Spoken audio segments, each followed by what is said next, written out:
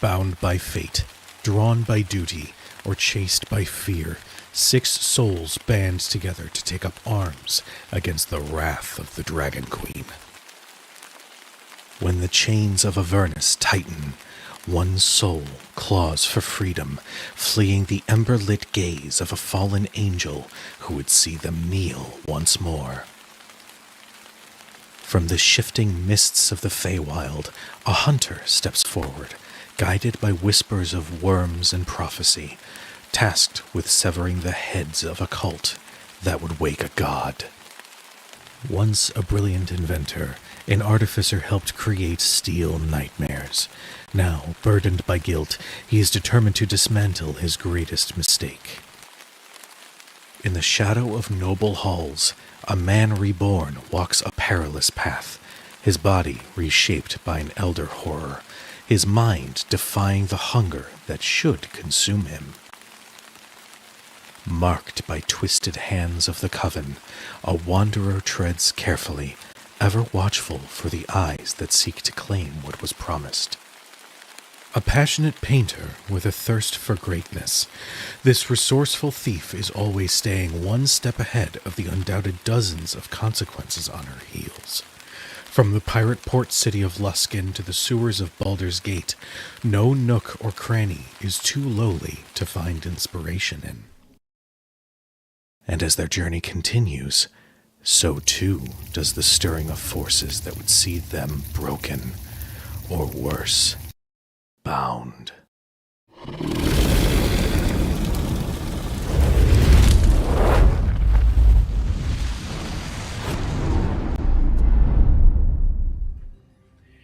Hello and good evening, everybody. Happy Friday, and welcome to Crit Hit Chronicles and Shadows over Baldur's Gate, our spiritual sequel D&D campaign to the award-winning video game Baldur's Gate 3. As per usual, if you haven't played the game, go play the game. If you know what happens, awesome. If you don't want to figure out what happens, go play the game.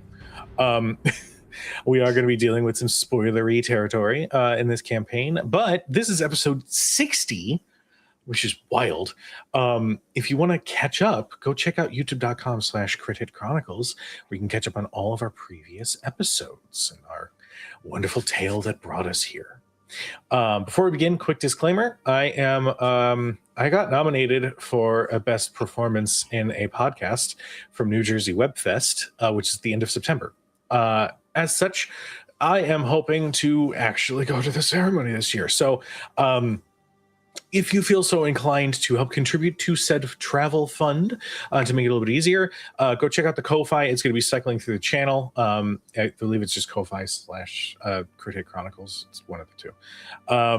But yeah, if you are so inclined, your support would mean the world, because I would like to actually go and do the thing. Disclaimers.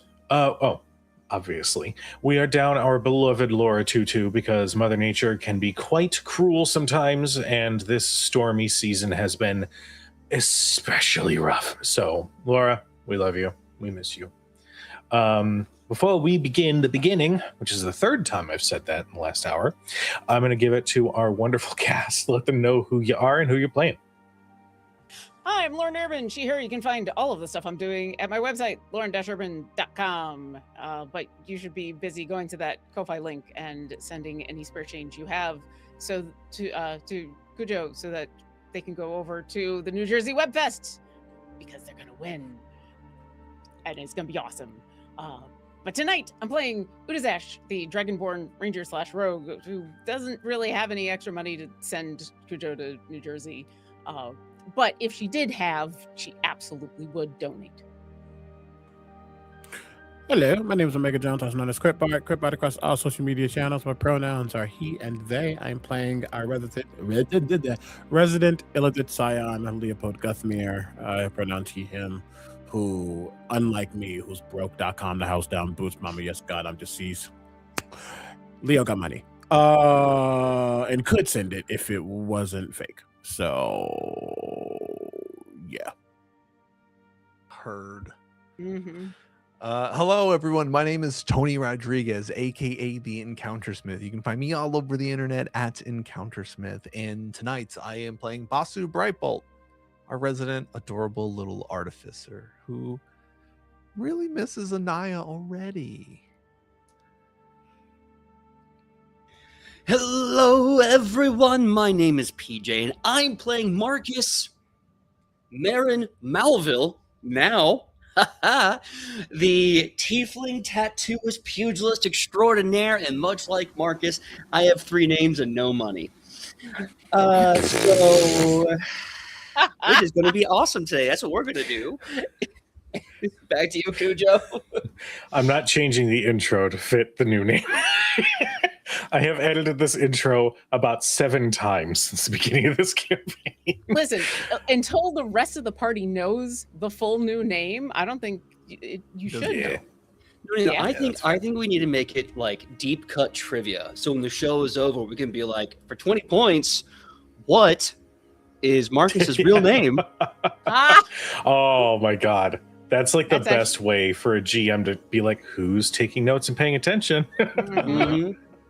A test. All right. Well, my name is Cujo, and I'll be playing everybody else. So, when last we left our intrepid heroes, they had bid farewell for the moment to their traveling companion, Anaya Loomlock, who had vowed to find their heroic purpose. They made their way to El Terrell and pretty quickly were met with a quite the surprising welcome, as the leaders of the city had offered them a deed that may have been conjured by everyone's absolute favorite tabaxi, Gable, that the party has had no problems with and that he hasn't caused problems for in the past. It's fine. After a brief introduction and a quick meeting with the leaders of the city, the deed was signed over to the Second Chances for what was once the Bright Shield Keep, now belonging to them. Upon completion of this deed, Basu was given a gift that had been awaiting the moment when Basu would feel as though they have arrived at some sort of a home for themselves. It came with a message from his fallen sister, a message of love and of motivation as he continues his way forward. Before this party left Baldur's Gate, Marcus went on a little bit of a trip with Winifred, where they managed to find his childhood home. In doing so, he had learned that his parents seemingly had abandoned the home to move on to whatever The future awaited them after Marcus was taken. And the majority of the things, save for a few, had been taken with them. But Marcus learned his name. We now return to El Terrell and the Keep, as we are going to focus on Leopold. Leo. The deed has been signed. The leaders, Gable included, have left. The Keep is all of yours to do with what you will, but as everybody begins their preparations, with Winifred and Basu stepping away to work on the cure for the epic charm person spell, where do we find Leo?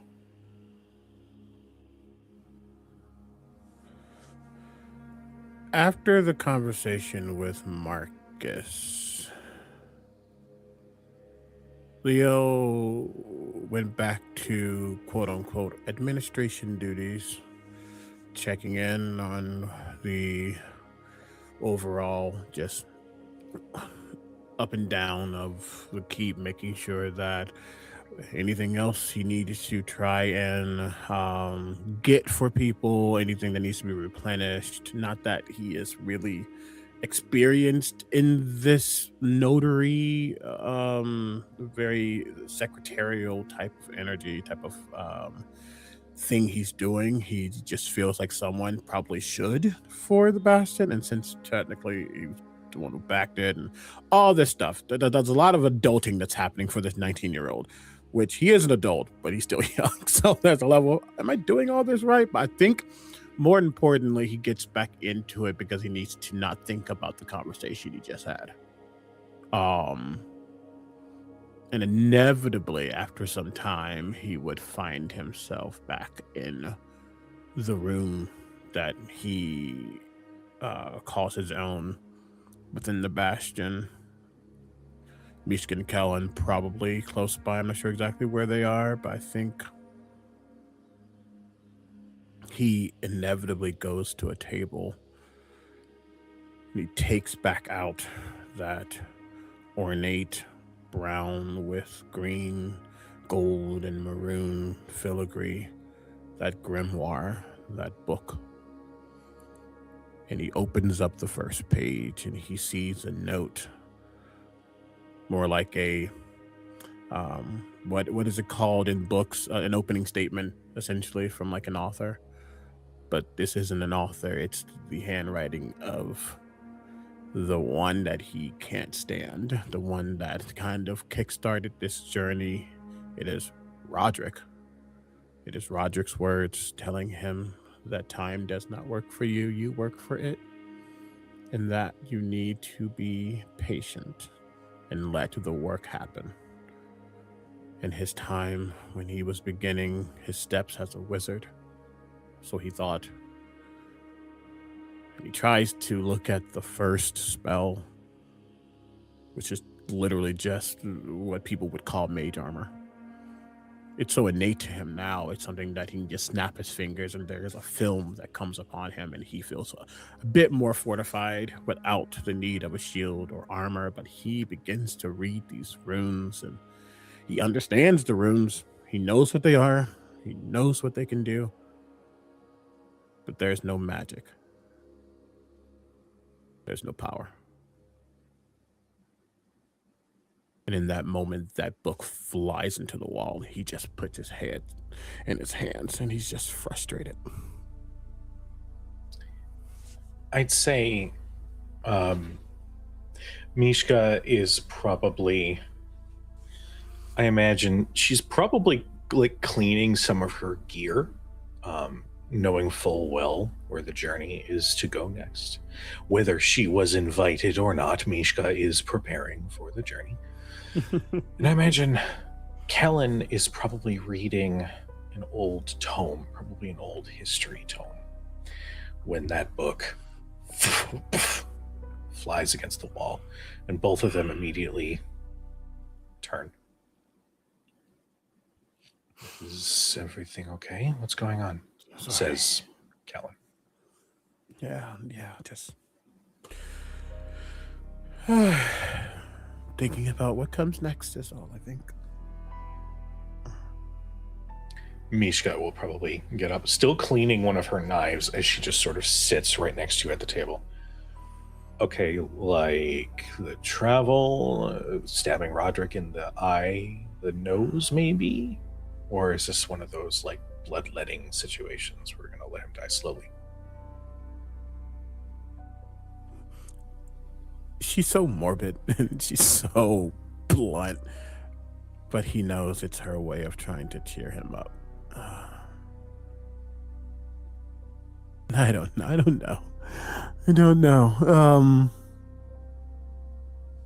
There's so much happening and I don't really know where to start.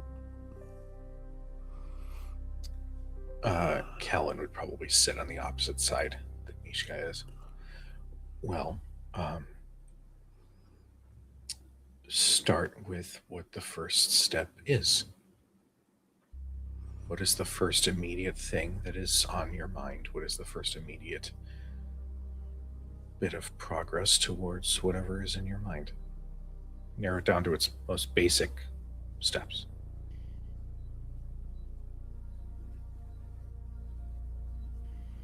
And a mage hand will recover the spell book and close it and slowly bring it back over to the table. But now just a little bit out of reach. Not like it matters, but you know. Yeah.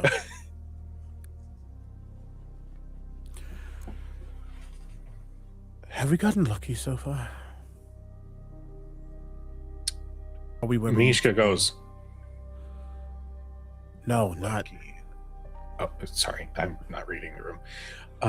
What do you mean specifically?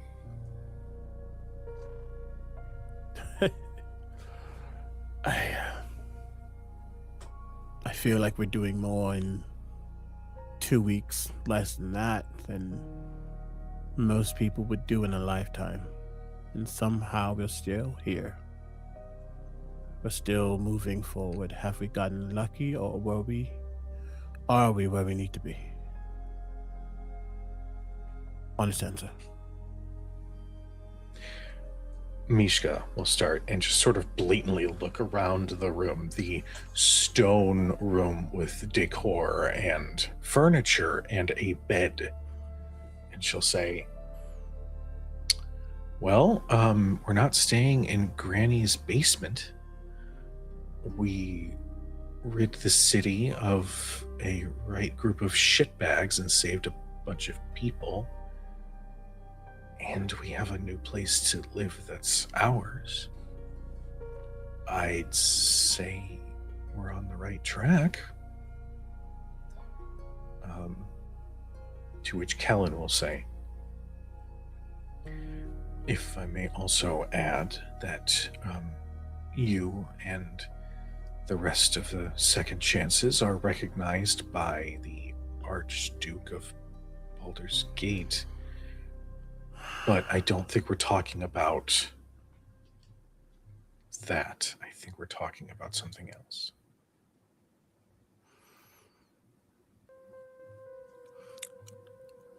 At that moment, the disguise, the illusion, the glamour kind of fade.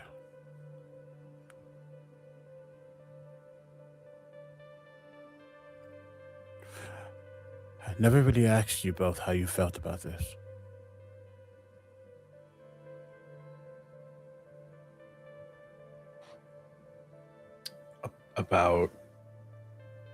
About this?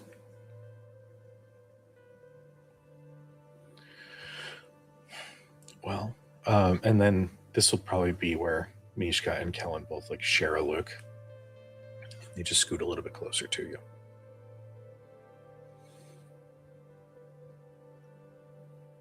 Truth be told, it weighs on the mind how much we both care for you beyond, and they're going to mimic your gesture. I know you care, I know you. We've been through a lot, but it doesn't change the fact that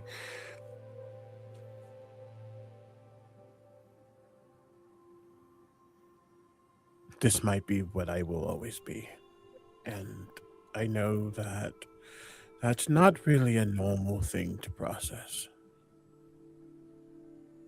It's not like I'm not a beast, so it's not like bestial. It's not that, but it's still. And I don't. And I think probably Mishka is the more perceptive of the two. She would see the head of Dribbles like shaking a bit. Maybe it's him moving himself, but it's definitely a level of Leo wanting to grab it, but isn't. I have a chance to finally grow or see what is next, and I don't know what will happen to me when that happens.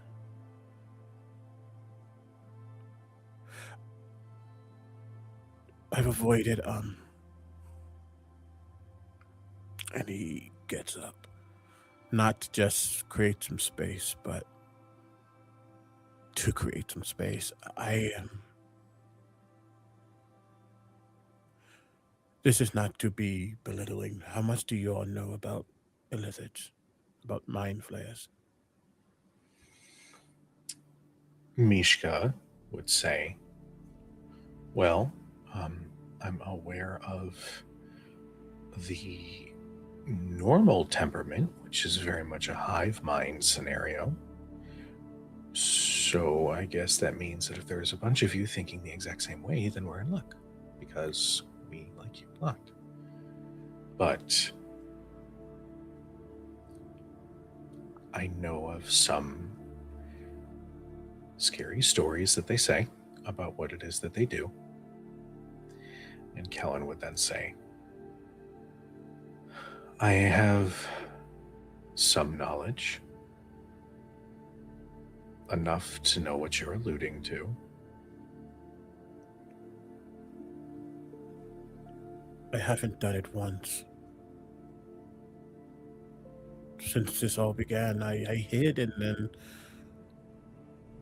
I think I got lucky, and in truth, I think with you two being close, maybe some of your thoughts or your energies, maybe that was enough to sate me, even if I didn't know what was happening.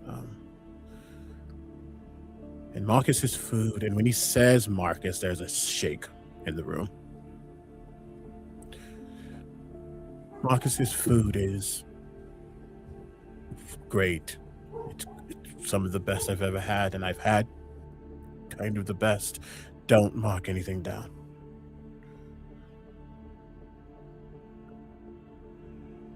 But I'm still hungry. It doesn't actually fulfill me. It doesn't do anything for me because it's not what we eat. And I don't know if I can stomach doing that. But this, and that's when the head will float up to him. It has, I think it has what I need. But that would be a step into a direction I don't know if I come back from, and I don't know what happens when I go into that. And I go into that direction, and I'm scared that if I go in that direction, people are not going to like me anymore. I'm scared that you all will find that I'm different, so I just don't know how to grow without losing. And I'm scared I have to make that choice, so I am asking, is this the right choice? Because I don't think I can lose anyone else.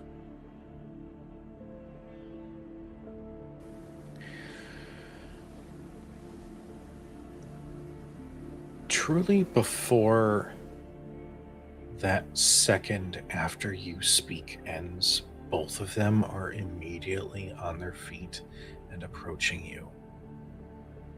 And they reach their hands to you. And Mishka, for the bluntness and the morbidity and the jokes that she makes, there's no humor here. Kellen, for the somewhat ever calculating mind, is wearing his emotions on his face. Both of them stand before you. And both of them have their hands out to you. And I think Mishka will speak first. What's going to happen is that we will be here with you, no matter what happens.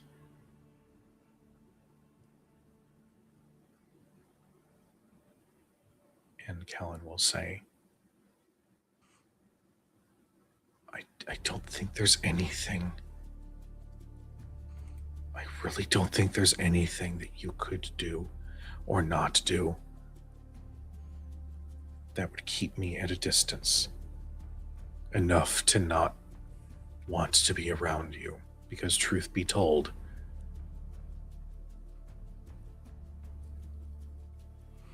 you're it. So respectfully, and if you do take their hands, Kellen is going to pull you in a little bit close and just kind of put an arm around your back. We are here, no matter how scared you might feel. We are here because we love you.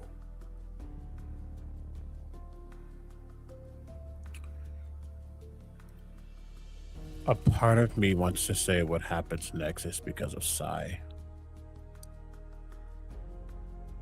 But this is just a scared boy who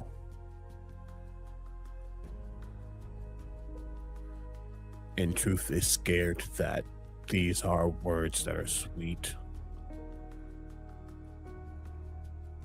Not that he doesn't trust him, he trusts him absolutely. But his mind is so strong and he needs to know, so both of them need to make a charisma saving throw for Zone of Truth.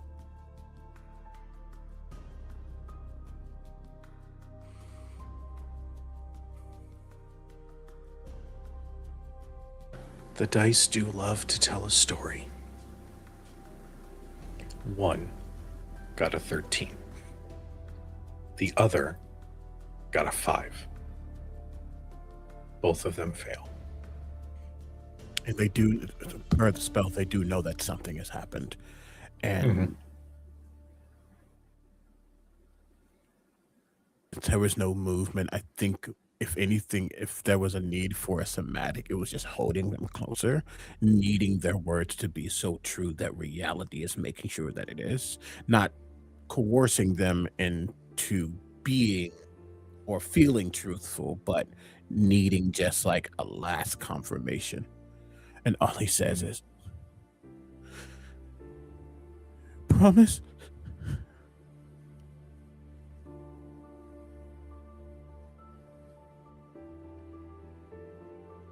Mishka pulls your arm up around her shoulder so that you are hugging her into your chest.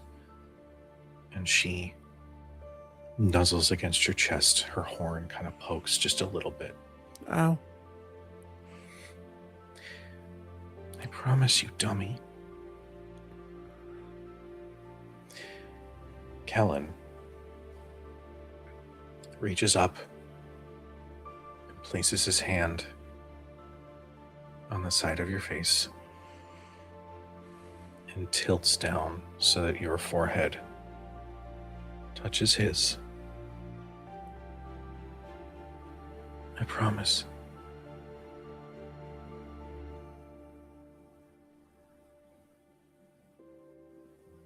Okay.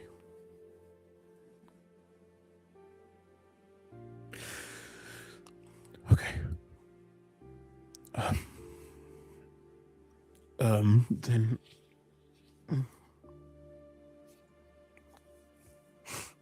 there's no time like the present. I don't know what this is going to look like, so you don't have to stay if you don't want to. Mishka says, yeah, after all of that, do you really think I'm gonna step out of the room?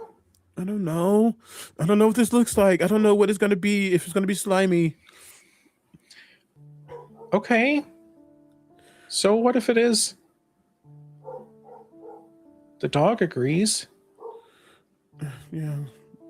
We had to get a dog for the Bastion just in case something came back to try to hurt it. Well, I mean, he barks at yay, I'm super happy about that, but he barks at like everything. I have a +1 to animal handling. I can't do anything about that. Not what he said. It's actually a +2. Fantastic. Getting back on track. Jesus. Thank you, Teddy, for being a part of the scene and the lore. He's a party member for sure. Yes. Kellen reaches down so that your fingers intertwine. And he says, I'm not going anywhere. I don't care if it's slimy. I don't care if it's stinky. I don't care if it's scary. We are here. Okay?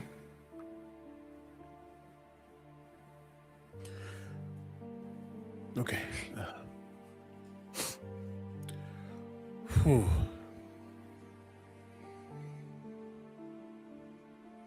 Everyone in the telepathic bond would hear a knock.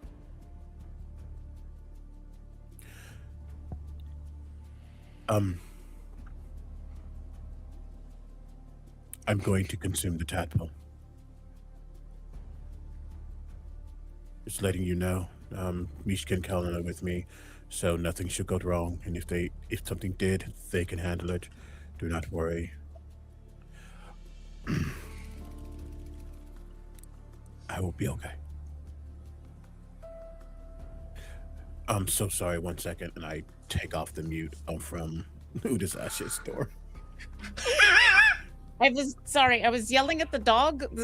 Why do the dogs here on this plane of existence always yell at birds? I don't understand. This one is just always yelling at birds. Okay. Did you need anything?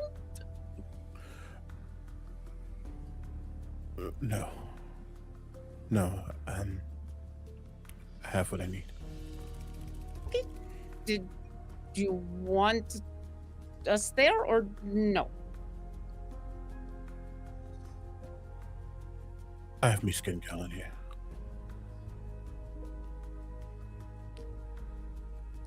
Well, we're here if you need some backup. I also think that if something does happen, you'll probably feel it first. I probably shouldn't. That if the telepathic bond goes down, that is enough of a signal that something probably has gone wrong. Or maybe it changes, I don't know, but... Okay. Maybe something has gone right. We will come and check with caution. Mon Emilio, when it's all said and done, I want to celebrate whatever happens with you, together or one-on-one. Won't be easy, but I'll be with you all the way, okay? So, I know you got this. I want to be so fair to the situation.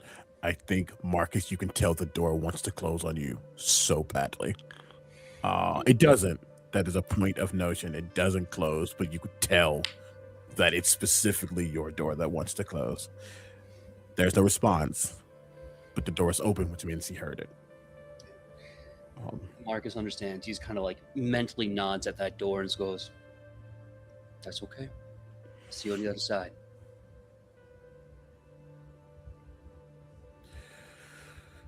Okay. I will place the head of Dribbles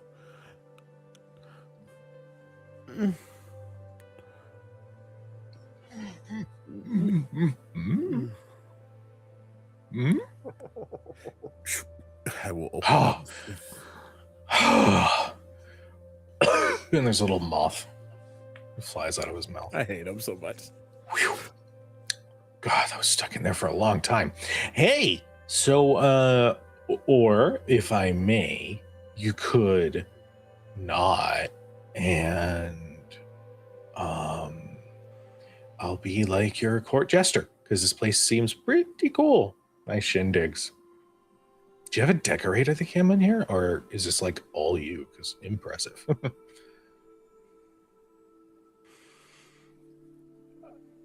I don't relish in taking life.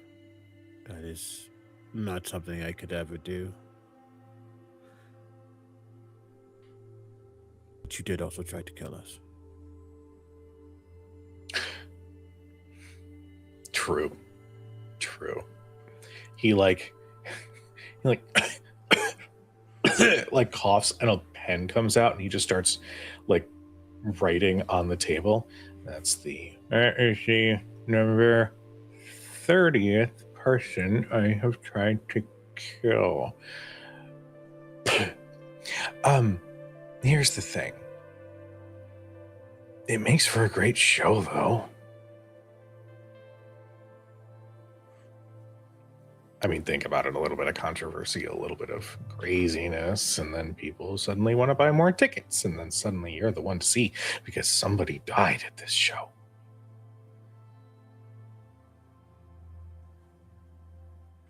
I think the world deserves a little bit more than just death as a means of transitional entertainment. So, well, good thing is I won't be the one to kill you. Just looks directly at Mishka. Oh, I wanted to allow you to say the sentence, but I want you to know I won't be the one to kill you is the last thing he hears before from off camera. There's a dagger that just goes and the head just lolls to the side. She's Arya Stark, basically.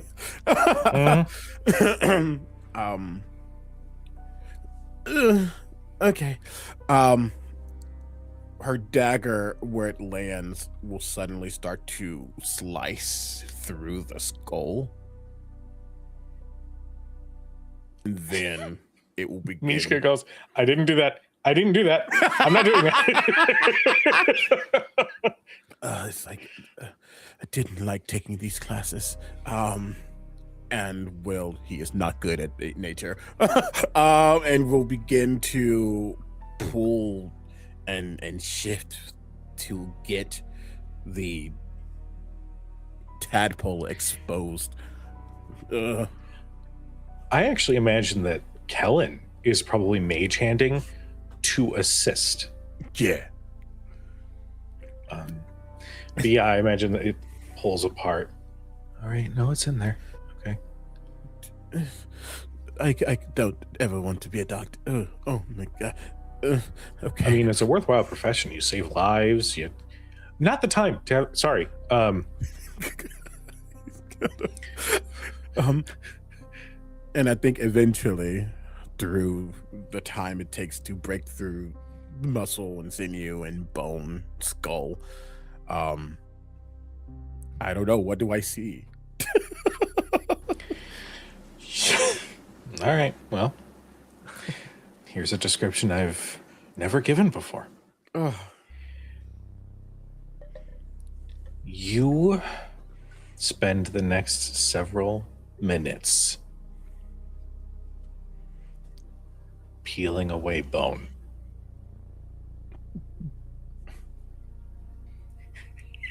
I haven't even gotten. This is Leo. Leo's not doing well. Oh, okay. Good. Okay, I have to say before you go on. Yes. In the time, because this is now taking several minutes. Basu, where are you? He's probably cleaning up from helping Winnie with the cure. Okay. Udazash is going to find you and Winnie because when the telepathic bond, when that message came through, Udazash waited because she assumed this was going to take like 30 seconds.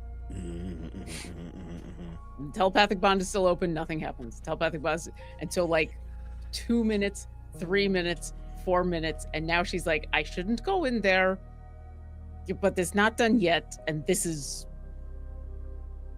I don't know what to do. And so she starts going to find, and so like she comes walking on in to where the two of you are cleaning up.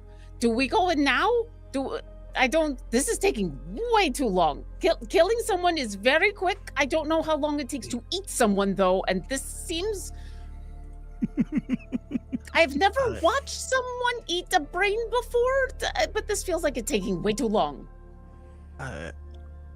I don't know how long it's supposed to take either. I've never seen it before, but I don't think Leo knows how long it's supposed to take. So I feel like we should just give them the time they need to figure whatever is happening out. Okay, all right. Yeah, you're right. This is their first, so maybe he's got a mind like mine. He's probably taking a meticulous scientific approach at it. No, you're right. He's probably doing a lot of study, and it's very, very like, you know. Yeah, you remember book club? You know, he likes to analyze. Yeah, he's probably taking notes and everything. Yeah. Okay. I got very nervous. Do you think I should take notes? Should I be taking notes? Should I not? Should we not be? I don't know. I want to make sure you're good. Kellen's like, has a journal open, like. Just taking down. Yeah, this is the notes of how to do it. Like, yep. Yes, actually. And Udazash is gonna now nervously wait around with the two of them because she's no idea how long she's supposed to wait. Eventually, Leopold, in the flesh and matter that is pulled apart, you see a tadpole. This tadpole is quite large. This must have been feeding for some time. It's about double the size of a normal tadpole. And you can see that at this point, the small collection of, I hate this word, but it has to be said, moist flesh has actually grown little tendrils that it was trying to connect to other parts of the brain. And it is wriggling, almost like it is trying to escape, but those tethers hold it in place, so it is moving.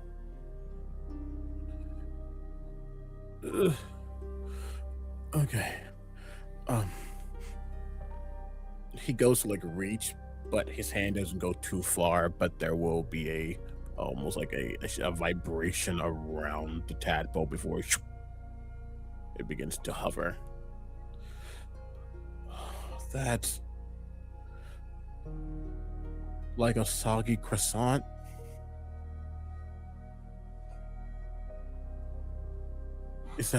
That's not normal. Omega. I hate that comparison. I want to know what kind of croissants you've been having. You've had the worst. My toes croissants. did this. See, for me, my brain is doing that Vine meme where it's like, stop! You almost made me drop my soggy croissant. And now I'm like, my friend, we need to get you some better croissants. Have you ever had a croissant from Burger King? Oh, yeah, no. those are That croissant that's in the Ugh. foil for too long. That's what I'm Ugh. imagining. Well, that's oh. From a And it's crazy because they taste pretty good, but the texture is ass. Like, I don't know how they made something It's taste upsetting. good and feel bad. I don't regret anything. Nope. Omega. Omega. Okay.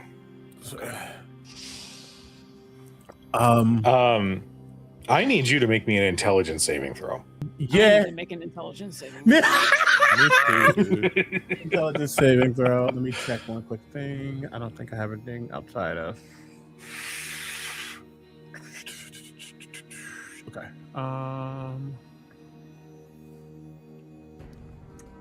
Actually, I suppose this would technically be wisdom, but we'll go intelligence just because of the source. That is a 28.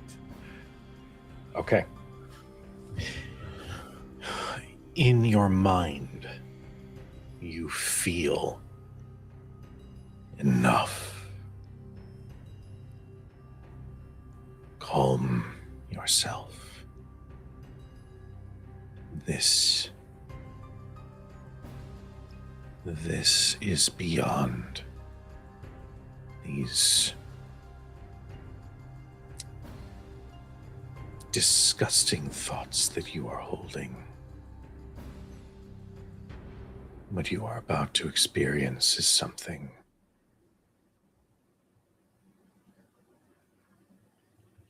that words cannot describe.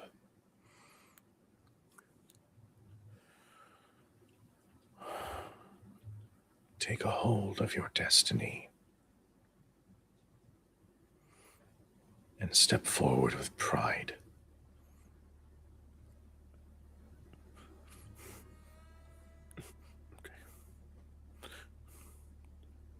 Kuja, also leave it to you if Sai steps out. If he does, I will expend a spell slot. I actually think he doesn't. Okay. I think that in that moment of communication, there is something not different per se. There is a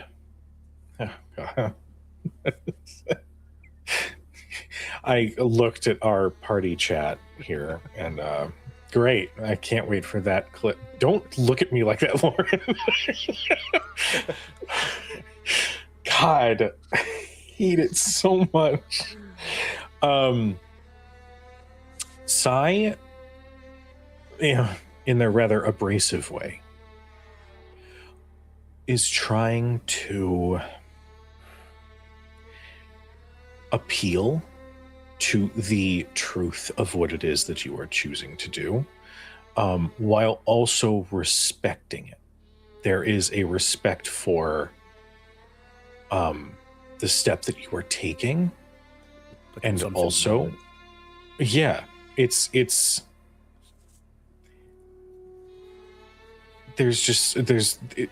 feels as if he reveals himself, if he steps out, then he's making it about him in his own strange way. This is not his decision. Obviously, he very much approves of it, but this isn't, it's almost like he's realizing, or not even realizing, he is feeling the truth that this is not just him. Yeah. I do think then, as just kind of floating in front of him,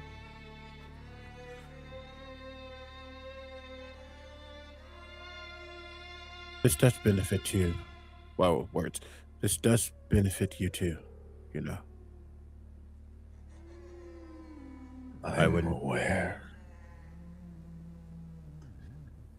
I wouldn't be here if you weren't here, and you wouldn't be here if I weren't here, so. On 3? Wait. Do I actually? Okay. it will slowly turn. Okay. And he looks to Mishka and he looks to Kellen. I really do apologize if something just is okay. And he will bring it towards him. His tentacles will begin to almost splay out like they're fanning out, and you'll see that very lamprey-esque mouth that he now has, just rows of circular teeth. And without describing things for the sake of us and the audience, consumption happens.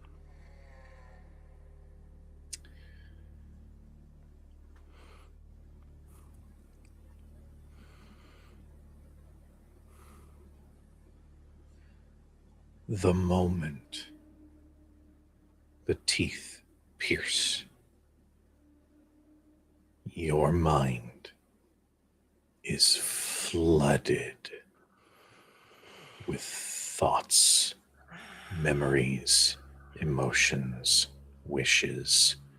You feel that latent, almost entropic energy that represents the illithid fill you. You feel flashes of memory.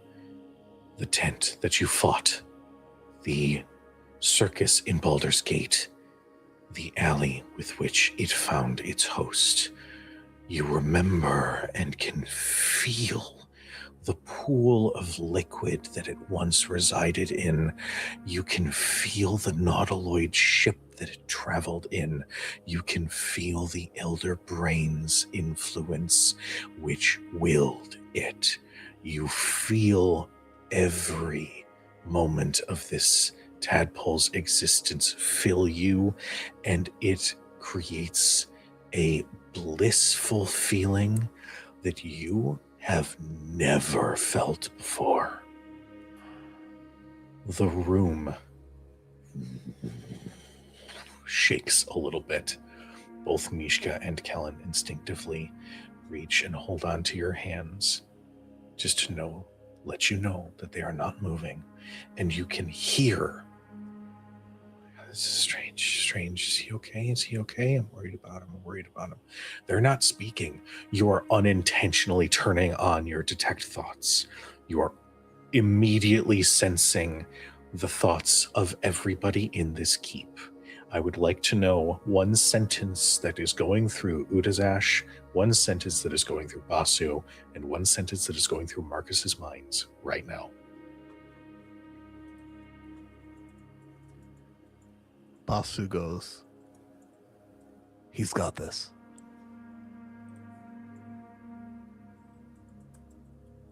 Okay. Marcus.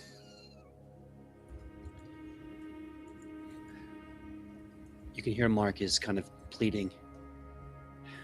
I don't care what happened to him. I just want him to. I just don't want to lose another brother.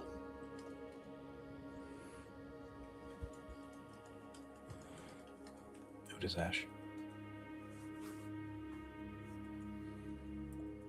I don't know how much longer I should wait, but I wonder if it's going to be rude to ask what it tastes like. You hear, I hope he knows that we are going to be here for him. You hear, as your mind expands, thoughts of the people who are helping around the keep. All of them, all of these thoughts at once, and yet where before you might have been overwhelmed, now you are calm. You are in control. This bliss remains as your thoughts lose that scatter and slowly come back together. Your senses return.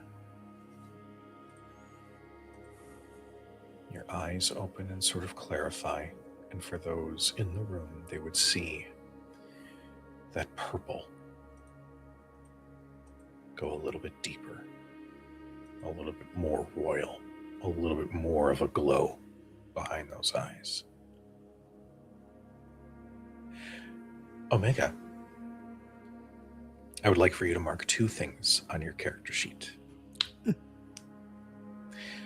1 is a +1 to your intelligence score. Okay. Hey, I know what I said. Okay. I know what I said. In addition, you are going to gain an ability. This ability is called, well, this is what it was called in the source material. You can change it to whatever you would like it to be, but it is called Stage Fright. This is going to cost 2 psionic dice to use, but upon use, targets you designate will have disadvantage on attack rolls against you. And if they miss said attack rolls, those targets immediately take 2d6 psychic damage.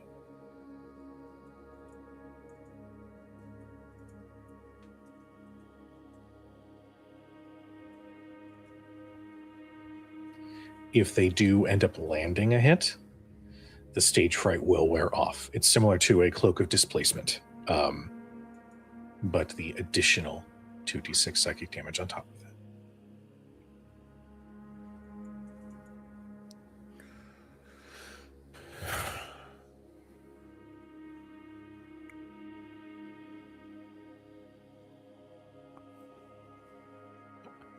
I will get more details on that a little later. It's not going to get used right now. But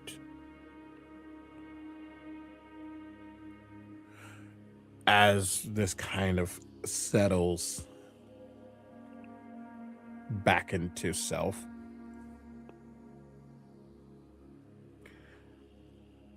I think for a moment you'll see kind of a warbling around him, and you'll see his own form kind of shifting, moving through that ability to take on various forms, that illusion that he can force into someone's mind to see him a certain way. For a moment, Mishka would see him looking like Basu, but taller. Kellen would see him looking like Marcus, but shorter. Mishka would see him looking like a random bright shield agent. Kellen will see him looking like a fey creature from the Feywild. So all these different elements are kind of coming on him based on the thoughts that he just gained. And then for a moment, they both would see the dark-skinned form of Leo. If Leo were like 3 years older.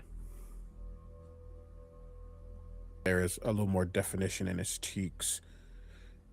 His eyes, both of them, are that vibrant, royal bluish purple.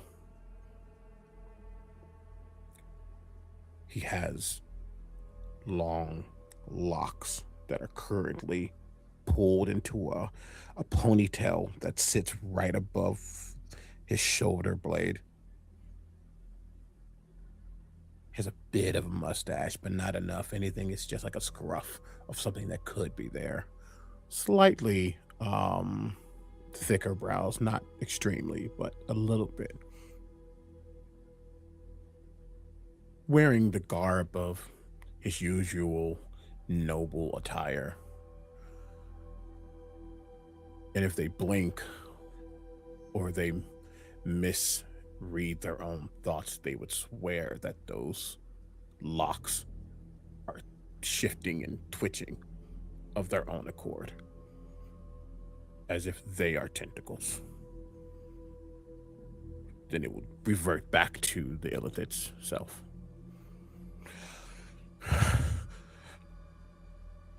Am I dead? Am I dead? No. No.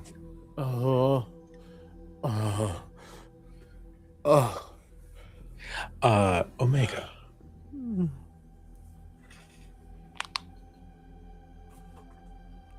There's something else that's a little bit different. This is not mechanical. the line in your mind that separates Leopold Guthmere from this entity called Psi has blurred just a little. I'd say probably narratively, and obviously this is entirely up to you on how you play the character, but I imagine that some qualities of Psi are now shared with Leo, just as much as there are qualities of Leo that are shared with Psi. Subtle, but you can register that bond between you, where before it was very much Illithid mind and Leopold Guthmere, now starts to bleed together just a little.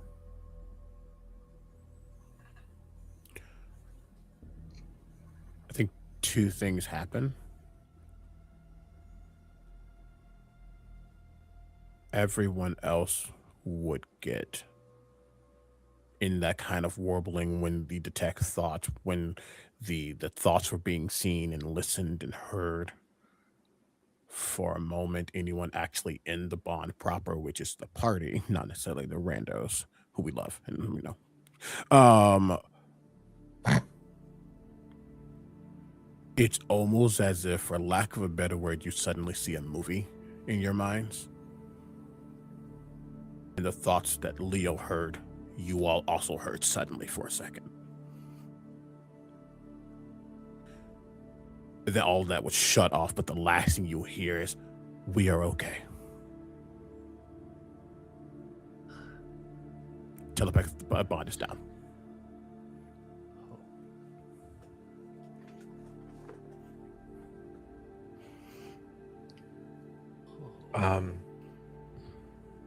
Kellen will step in front of you and meet your eyes. Are you okay?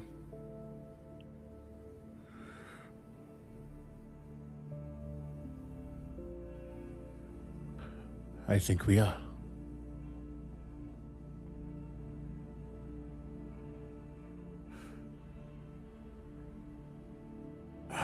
I think. And then he starts to. Mishka's like, why is it clear? Why is it clear?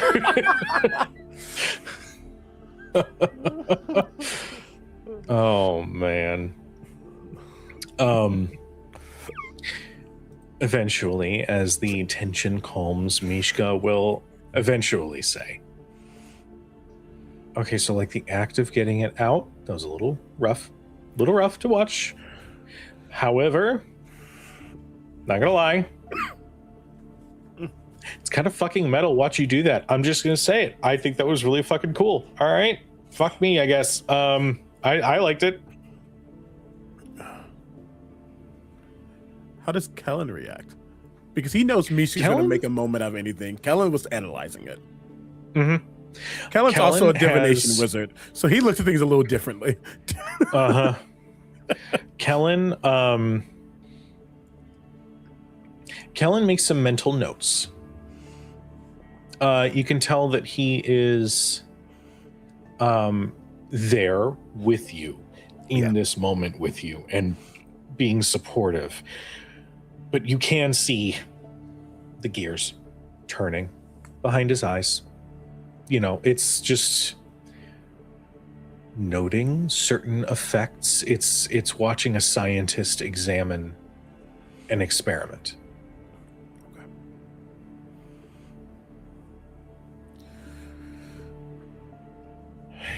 I think we're okay. Kellen would eventually say, I think you may have found like an older, more rugged version of yourself in that moment afterwards. And I'm just gonna, not to echo Mishka's vernacular, I thought it was hot. maybe this isn't the time to discuss that, but this book is very interesting, and he just goes back to writing down notes.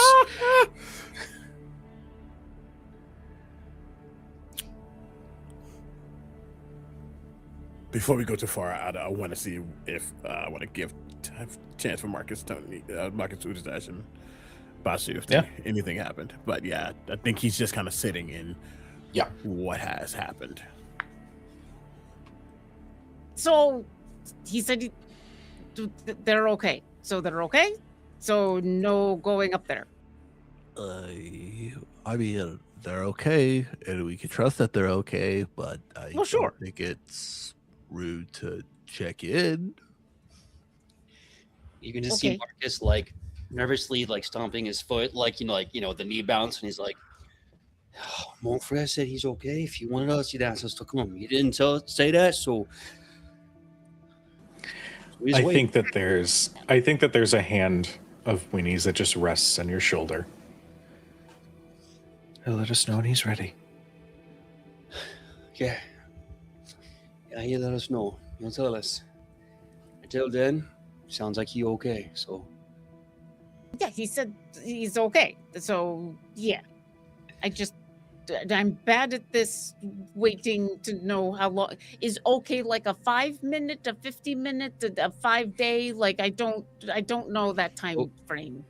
Uri, okay means that you do nothing until they tell you to. So we just gotta relax and wait until Monfrey will tell us what he needs. Uri, no. We gotta wait us. Uri, you know what helps me wait? Getting fist fightingly drunk. You want to do that with me? We want to just go get. But then, if he's not okay, then it is very hard to shoot the bow. But I appreciate the idea. No, I think I'm going to go read the book. And Udazesh is just going to beeline for the book, which I'm sure they're still in the middle of having to read. And is going to try to continue to read the book and is going to completely fail at reading it because one, without intros nearby, she is bad at reading it and focusing, and two, she's just bad at focusing. So yeah, but she's gonna try. As you do that, I think Marcus will betray his own advice and just kind of like through the group chat. We don't have it anymore. It went down. Oh, that's right. It went down. Oh, man. I thought the last thing he says is we are okay. And then. Yep. Yeah, that's right. Ooh. I'm trying to think like what impetus Marcus would have to attempt to check it. I think he's still good. I think he's going to give people space. I think Basu is. When everyone kind of splits off, Basu is going to head to his workshop and then slowly kind of like he's just exploring the keep, wander his way up to where Leo is, and just so happens to pick up a pitcher of whatever wine we have here. And kind of like feeling antsy himself, he is just going to very gently just knock on the door.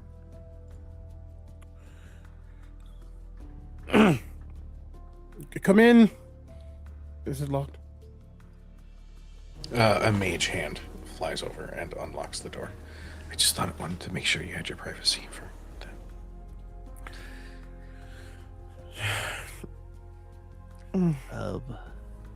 How's it going, champ? It was an experience, but I am not 6 feet in the ground. Yeah, that's a good sign. It's good to see that. I didn't know if you needed to like something to wash it down with, but yeah. Yes. Yeah. Okay. And he'll just pour whatever, kind of cups and stuff are in the room. And, everyone's worried, but I don't think they're worried in the way you think they're worried. We're all pretty confident you're going to come out of the other side of this okay, physically or psionically, I guess, in this case. But, there's not really. I've read a lot on adventurers, but there's no protocol on how long to give someone after they, eat the brain matter of a dead cloud we found in the Feywild. It's not really something I want to repeat, but there is a chance I might have to in the future. Well, just so you know, and it's whenever you're comfortable about it, I honestly would love to hear you talk about your experience. I kind of know heard it- everything. I'm so sorry. I don't mean to ever pry. That's one of my. I try not to force myself into everyone's minds because if I really wanted to, I probably could know your deepest, darkest fears, and I don't ever want to do that. And I don't think I got that far. But you are really kind. But thank you. Anytime. I just know that I think some of what you got to experience is technically groundbreaking. And I know we've gone through a lot of changes, but one day we're going to look back at this moment and we're going to celebrate. Celebrate in a way of not just us becoming more powerful, more influential, whatever, but the breakthrough you've made. I'm not that old, but you're a lot younger than me. You're almost 10 years younger than me. And I know I get looked at as the newbie and the child of the group sometimes, but You're like 22. I'm pushing 28 nowadays. Nice. Yeah, it's I think I got a little dwarven blood in there. That's what my mom always said. Anyways, you're young, even for your species. It's just a lot's been asked of you. You've had to endure things that no one could even imagine. But you are the embodiment of one step closer to understanding something that we feared for a long time. And I've always been under the understanding that what we fear the most is what we don't understand. And you're making us all wiser in that matter. And this is a really long way of saying that you should be proud. A lot's been given to you. A lot's been forced upon you, and you handle it well enough that we all can still lean on you. And I think everyone's really worried that you don't think you can lean on us the same way. And that might just be my projections, and this might be insensitive to say, but I'm kind of excited for you. And the things you'll do and the things you'll become. And I know it's really hard to believe in yourself. I think you know that I know it's really hard to believe in yourself. But part of the reason I felt so confident to take this strange path with you all is because you inspire me, Leo. And I hope we all can inspire you too.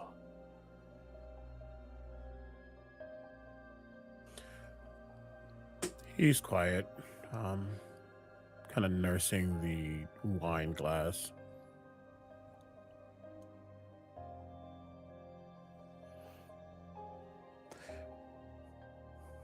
I know you all have my back. I just,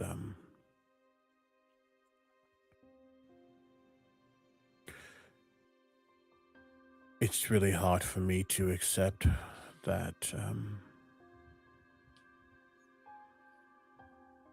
no, that's not true. It's not hard for me to accept that this is happening. It's hard for me to admit that so much is changing, and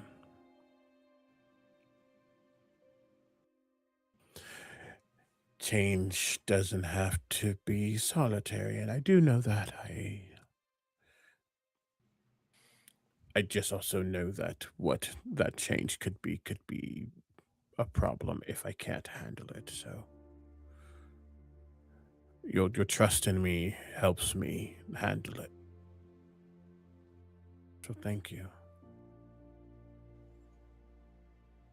You got it, buddy.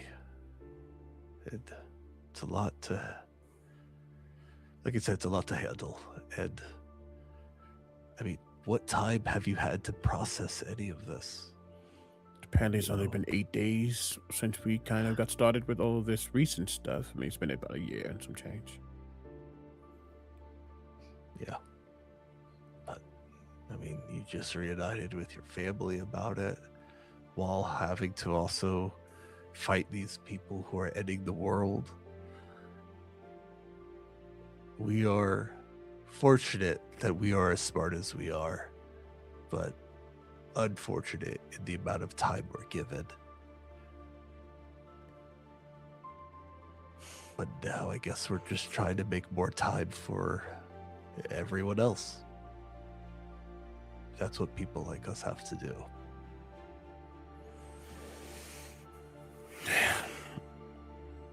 And now,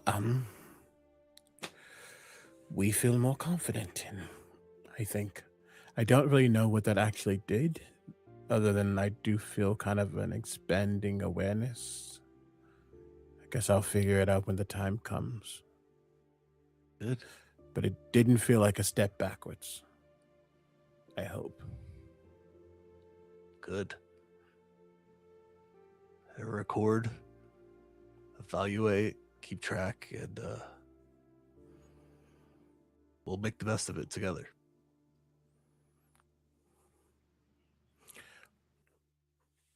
That also applies to you, you know. I do know. That's you taught me that. And I'm just reminding you. I'm gonna go finish this picture because it's actually really good. I kind of just grabbed what I could find. I should probably come with because I don't want them to think that something bad happened. I'm pretty sure Udazash is freaking out right now. She's super freaking out, and also I came up here without them, and I feel really bad about it. You all could have. Oh, Yeah. You said it was fine, and we were all like, well, Leo said it was fine, so it's fine. But then we couldn't talk to you, and we're all become so reliant on the telepathic bond. And I got it's it. a I little got it. I got it. I got it. I'm so sorry. And there is suddenly a wong. And I think it hits people more than it should. It's back. Wong, the sequel. The That's next the emote higher that I make that frequency. is animated will just be Wong. With several O's. Is it Wong? Just across the screen. Okay. Well, we should, yeah. And he will give you a hug. Kind of meets you on your level, not to like belittle you, but he does meet you. Yeah, down. yeah, yeah. Thank you. This is also new, so I'm hoping that everything falls in line as it needs to, and if it doesn't, we'll figure out how to combat that. Exactly. Now let's go figure out what's going next in our new house. Yes. And then it's off to some point soon. Have you been before? No. Me neither. I've been to Waterdeep. I've never been to I've been to Candlekeep. Only because Roderick helped me go, but never been to Candlekeep, huh? It's like a big library place. It's really just for like the smart people, and I guess I am a smart people, so. I've heard of it. I've always wanted to go. Maybe we'll go one day. That'll be the next place of our book club. Yeah. Well, yes, actually, and my spell book comes back because I have this. Huh. Picking up the old arcade tome, are we? No, I can't do that anymore. But to get into Candlekeep, you need a priceless book that they don't have. Oh yeah, I did read about that. Huh. He probably stole his because he's a piece of shit, but Yeah. We'll take care of that too. okay. Is that some fine? Oh, hi. I knew you were fine. I just didn't know like how long I was supposed to wait before I found out if you were fine with me coming up and then everything and then I'm coming down. oh, okay. Down where? I'll meet Hungry. you there. Okay, kitchen. I will tell Marcus to make food because you probably don't want. Wait, Funny Is enough, that- he's actually not hungry for the first time in a long time, but he does want food. does that mean it didn't? Does that mean? I gotta ask. How does it taste? I think you hear that Okay. in the telepathic bond. That is all I needed to know. Okay, not to know. All right. Okay, good to know. Okay. That was the one thing I was too scared to ask, but was extremely curious. I almost feel like Slimy. it's sort of a texture thing, isn't it? Slimy, not satisfying. Well, the texture is part of taste. All of that goes together. I do want to hear anything you want to talk about it, but it sounds like if it was bleh, then you probably want to get something else to eat. So, kitchen, Marcus, make food. Wait, no, hold on. I got a question. Me. So, okay, does that mean you don't want fajita frog legs and deep fried mount calamari? Because I can do those things or know those things. What do you want? You. I'm not going to describe what happens when he talks about eating frogs and calamari. Of all the things to talk about right now, of all the things to talk about, I feel like it works just fine. It's the comedic, like, there's clearly a hose down the sleeve. Like, you hide your mouth and it's just everywhere. Marcus cracked alive. Yeah. I think like Marcus is like he just had this experience. Does he want more? Does he want less? And it's like I don't want that. And he's like, stand back, more than me. I'm about to cook up a storm. And you just, it's basically like Le Poisson. It just starts kicking off in the whole kitchen. Except there is no fish. Except it is the opposite of fish. It is as far away from fish. You get the most carby, like Yes. bready. Unless y'all want some crab cakes. Crab cakes, a little sriracha and black pepper and salt. No. Okay, I'll make something else. Don't you worry. But an actual Marcus, don't you worry, you. I got something that's going to knock your socks off, and he's going back to work. I don't wear socks, but it's okay. It's Leo's food.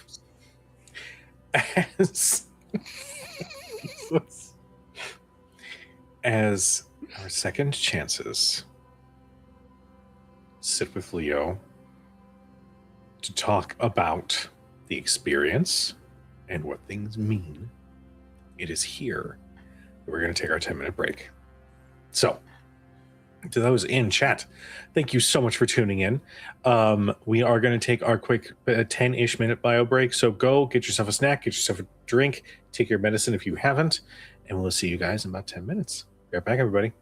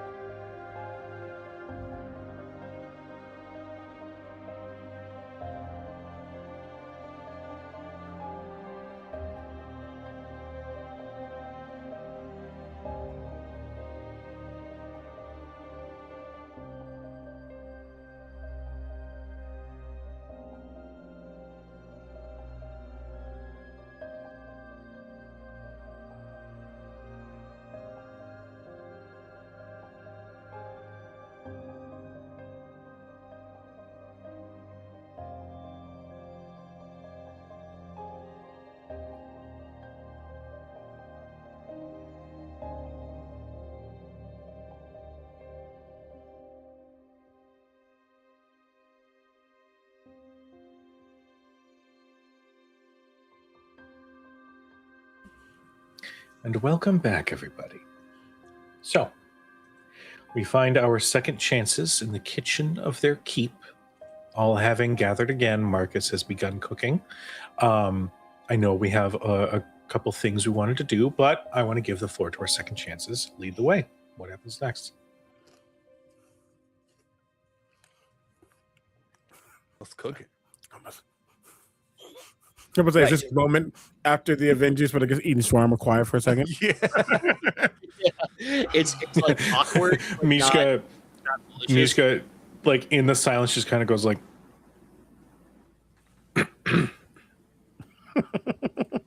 Oh, the silence doesn't last very long. It's Uda's Ash. She's like, so, did you want to talk about any of it, or do you want us to wait? Oh, well, firstly, I don't know, Marcus. What did Marcus end up making? So okay, I heard requests for something carby and something. This is PJ asking carby, and what was the other thing? Not seafood. ready. Not seafood. Not carby. seafood. Buddy. Okay, So- okay. It's so fair. You know what?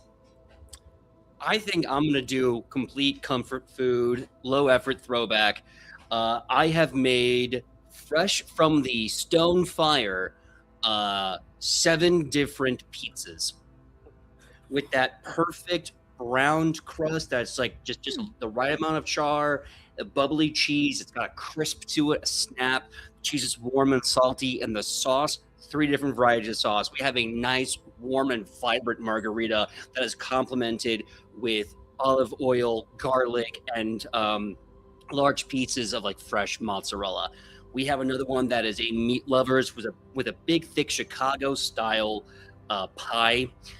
So it is a very hearty, warm, almost like eating meat soup, right? And then I think the other 3 are going to be like very safe pizzas. Like, okay, this is a cheese only, this is gluten free, and the last one is going to be cheese, but you can put fixins on it with a bowl of veggies and other meats, and then I just kind of come over and torch it, and that's just help yourself, eat till it's done. PJ, I haven't had pizza in a while, and now I hate you because now I want pizza. And before anyone in the chat says anything, pizza is in BG3. It's an item you can get in it. And I spent too much time just looking for pizza in that game.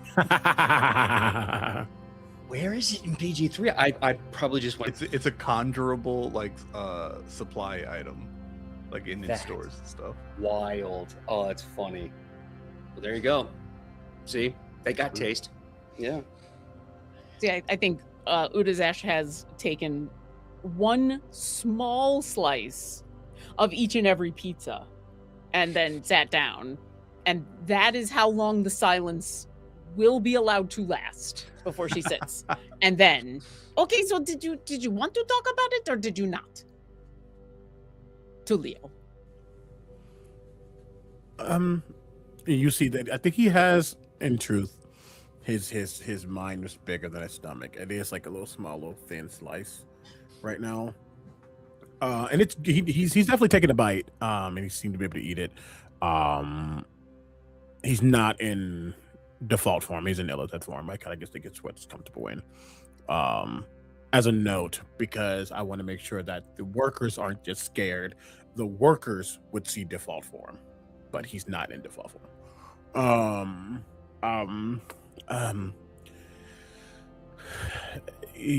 Sure, yeah.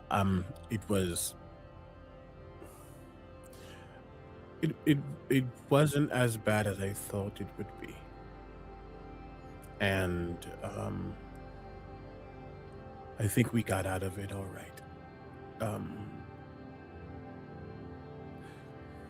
Have you ever seen what a soggy croissant looks like?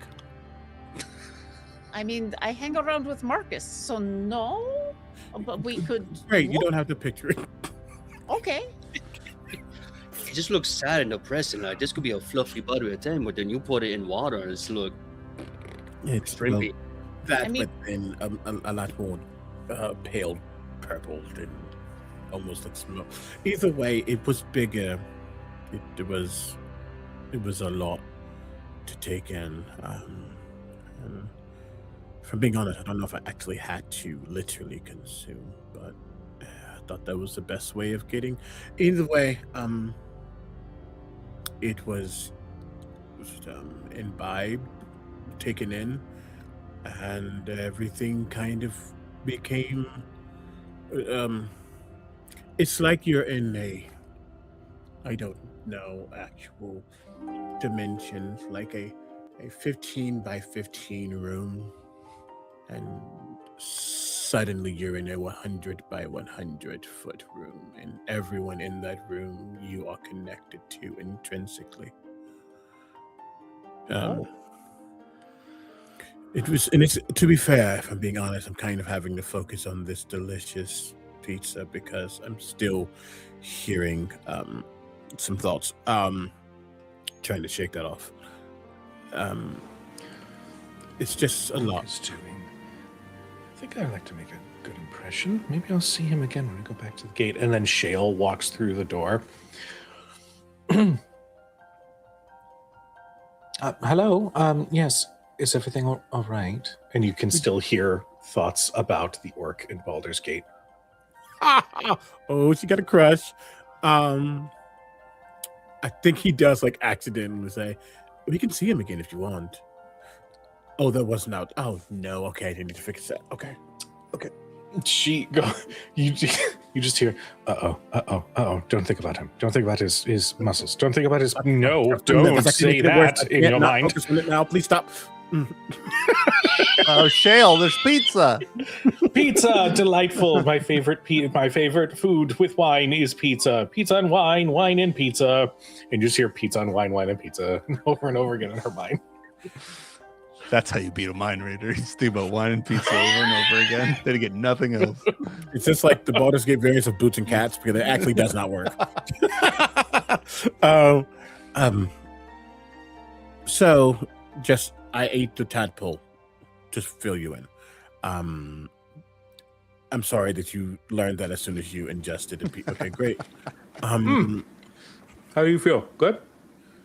Yes. Good. I don't think it will be the only time, but Okay. It's not like you can go to the Aloof Floof and find more of these things. So, You'd be surprised. I think that Flumph might be hiding something in his Flumphness. We still haven't gone, and so I don't know, and so we can always ask. But I am assuming if you are intending to do more, then this is positive. This is all good. yeah, we feel fine. Well, but fine is fine. But if you're going to do it again, then good. At the very least, it feels like a step forward. I don't really know what has happened other than, again, hearing everyone right now. And I think that will be a side effect that'll go away soon, hopefully. Okay. One quick note. You said we. Oh, yeah. I feel good. We feel good.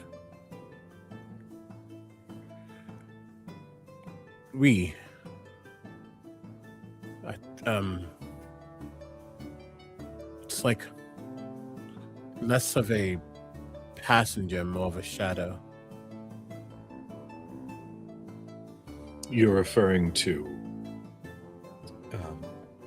Yeah, the other. Yes. Okay. he doesn't feel as All right. far anymore, which isn't bad actually. We think it's nice. I think it's all right. I am hearing what you all are hearing now. Just when I brought it up as an observation, that wasn't out of fear. That was just an observation. Yeah. How do you feel about this closeness with this other entity? Fine. Then it is fine. It doesn't feel bad. It doesn't feel bad. Even No, better. it feels it's okay. It doesn't feel like there's an overwhelming presence trying to take over my body. The best sentence I've ever heard.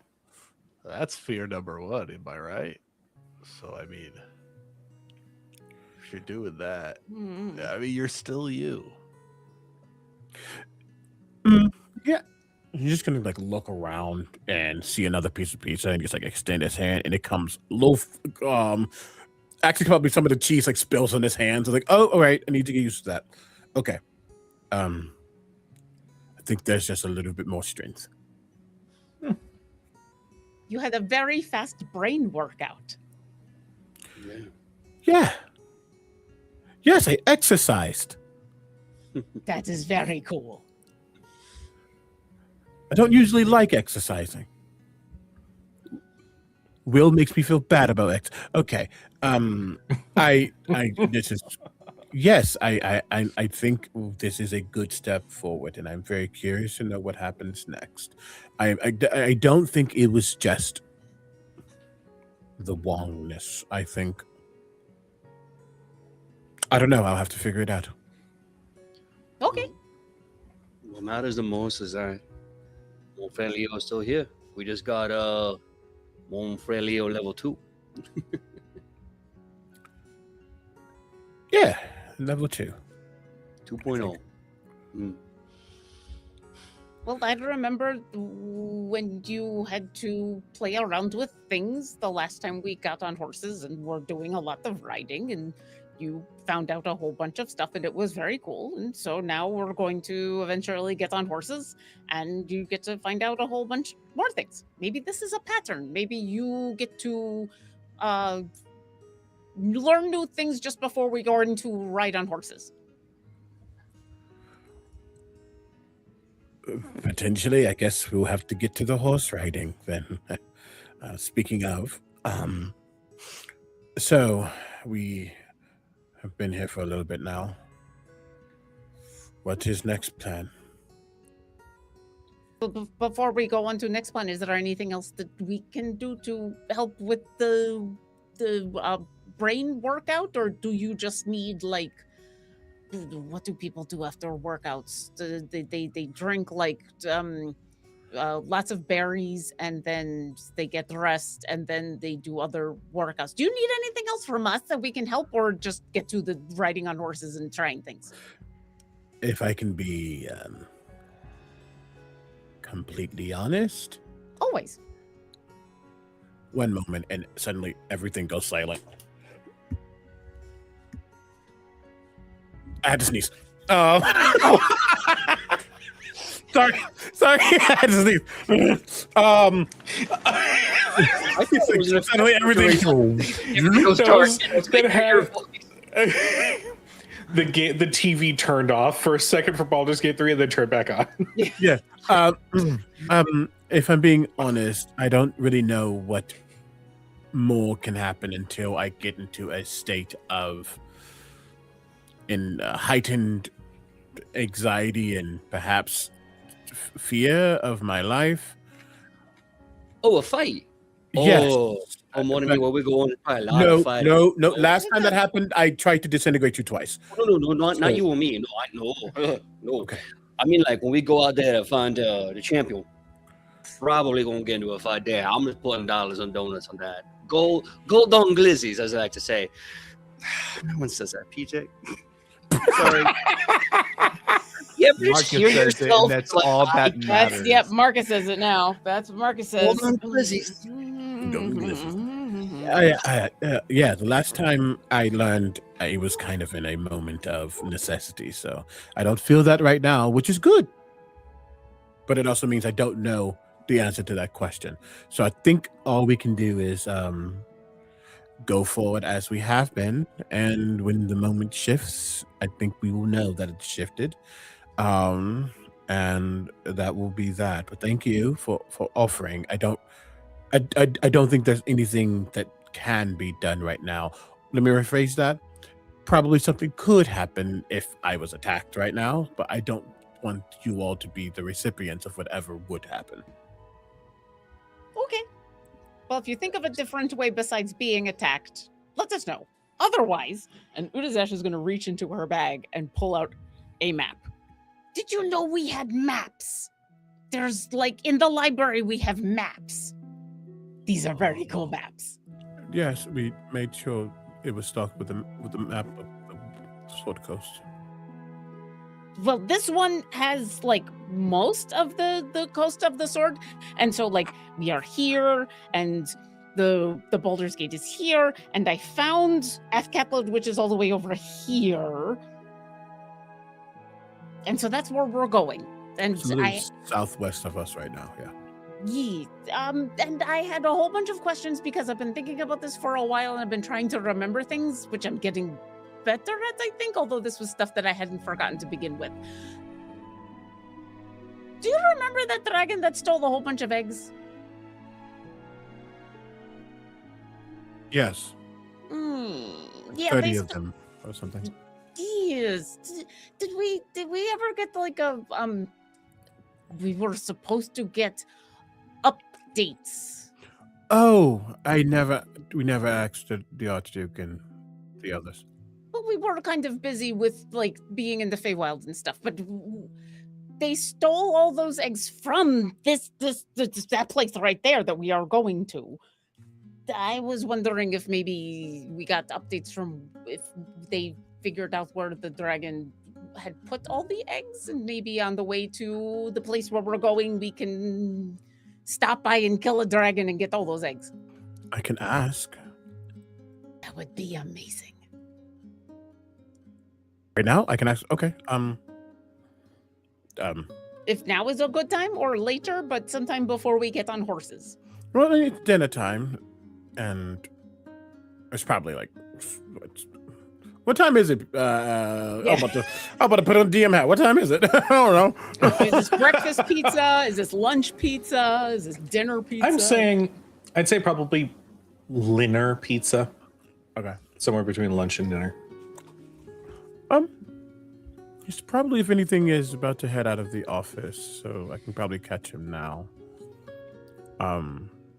Sure, yeah, one moment. Okay. Want to make sure I don't accidentally bore a hole into his mind, because this is also new. And I will suddenly, eyes will flash brighter than they have been sending. Which is right now my last spell slot of the technically whatever. Hello, it's Leo. Sir. We are in Elturel, about to leave. Any updates on Red Dragon? It was red, right? Oh no, let us. Did you also talk to my mom?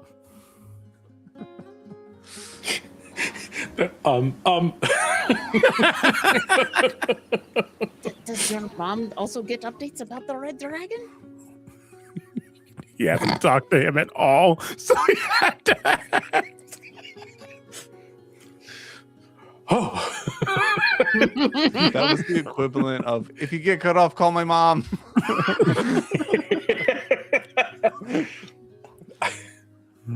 Or that thing they used to do where it was like call collect, and it's like, you have a collect message from, hey, is the dragon okay? Please don't have to call my mom. Would you like to accept charges? Mhm. Oh, damn. Literally No, that. You hear back. Oh, right.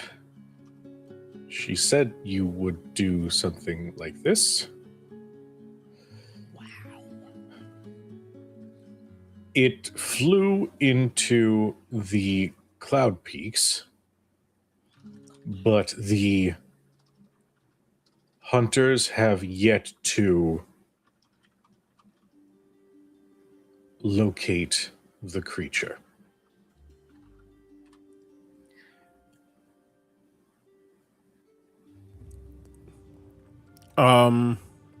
Okay. By cloud peaks, could I tell capital C, lowercase c? Is this and he just flew off into the distance, or is there a place called the cloud peaks? Cloud peaks. There's a place. I thought so. I just don't. I didn't click fast enough. It is Yeah, the there's- mountain range immediately north of that separates essentially Baldur's Gate territory and Candlekeep and all that from itself. Thank you.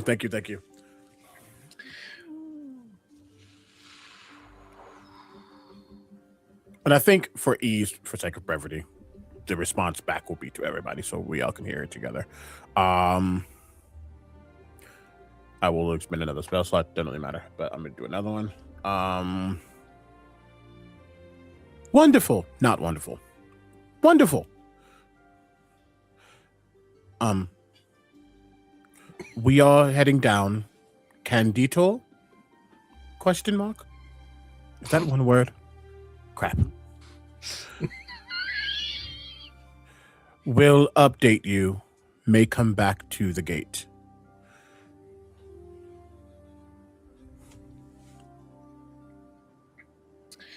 What happens next is a cacophony of sound for Leo. Because while the Archduke does respond, you also get a sending from your mother at the same time. Oh no. So you just get for a moment before eventually there's a there's a pause and then Sending doesn't have a busy signal? no. Especially not for a telepath. You know what? That's on me. You're right. Your mother chimes in. Apologies for lot of talk. Yes, come home. Happy you are talking to him.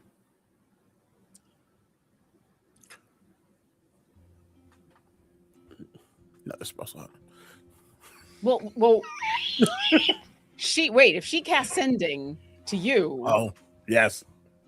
I'm gonna save you a spell slot. You're right. We're gonna look right anyway. It's just funny. You had this entire time talking because necessity, but also you are happy. Are you in the same room? Not fair. Miss you. I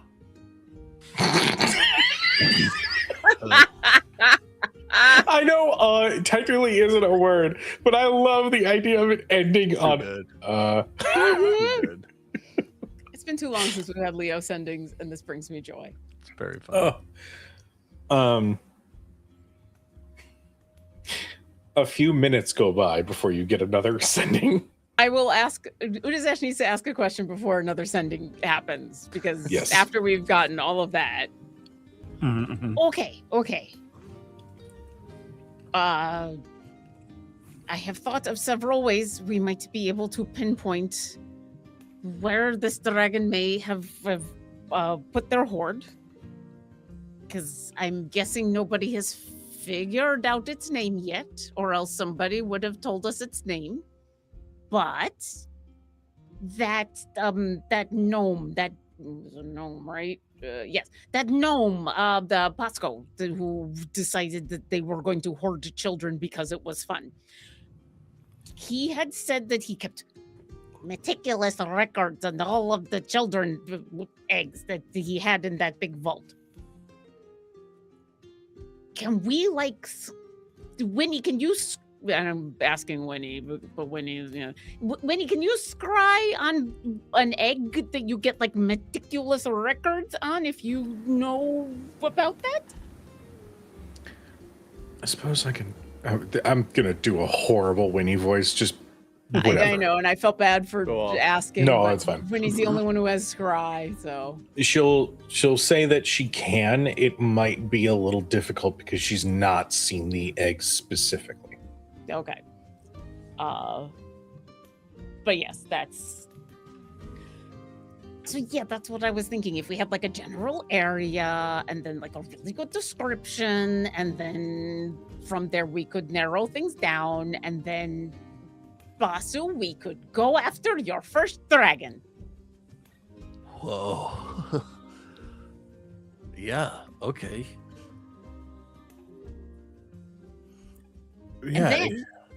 And then we have to figure out how to carry 36 eggs somewhere.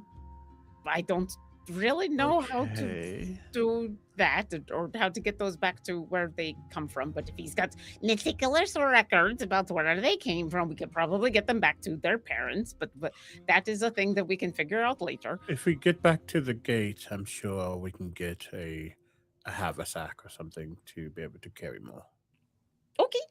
And then once we get to Athkatla, there is also something else that the Basu and Leo, do you have all those records from the guy in the under the temple? Yeah. He said that one of those mimics was deployed there by Roderick. That's right. Refresh my mimic. If I remember correctly, yeah, it was one of the machines that it seemed, we don't know very much. If I remember correctly, they were doing a conversation, and from what we pulled, it was a machine that is supposed to look like a person. Yeah. Okay, I remember now. Mhm. Yeah. And they specifically listed a bunch of places that mimics were deployed, One was and Katla was one of those places. Yeah. Yeah, they're all the information is in the back of holding that Wendy has, so we can easily have that. We grabbed every single paper there. Yes. But we won't know what they are until we know what they are.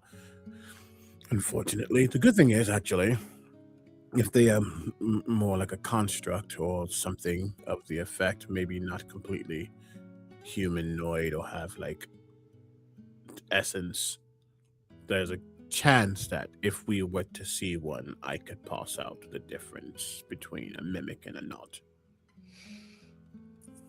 I just remember that was something that got sent, and that we should probably look in all of the records and figure out what that thing is, because if that thing is there and we are going there and the champion is there, that can't all be good. Was there anything else in the papers that we did not look at as far as the mimic goes, or those that creation? What you guys were able to gather in that lab was that these specific creations were made to bypass many of the detection or magical investigative means to discern living, breathing, bleeding humanoid from construct. Now, was this designed to slip past a psionic mind? That is a question. But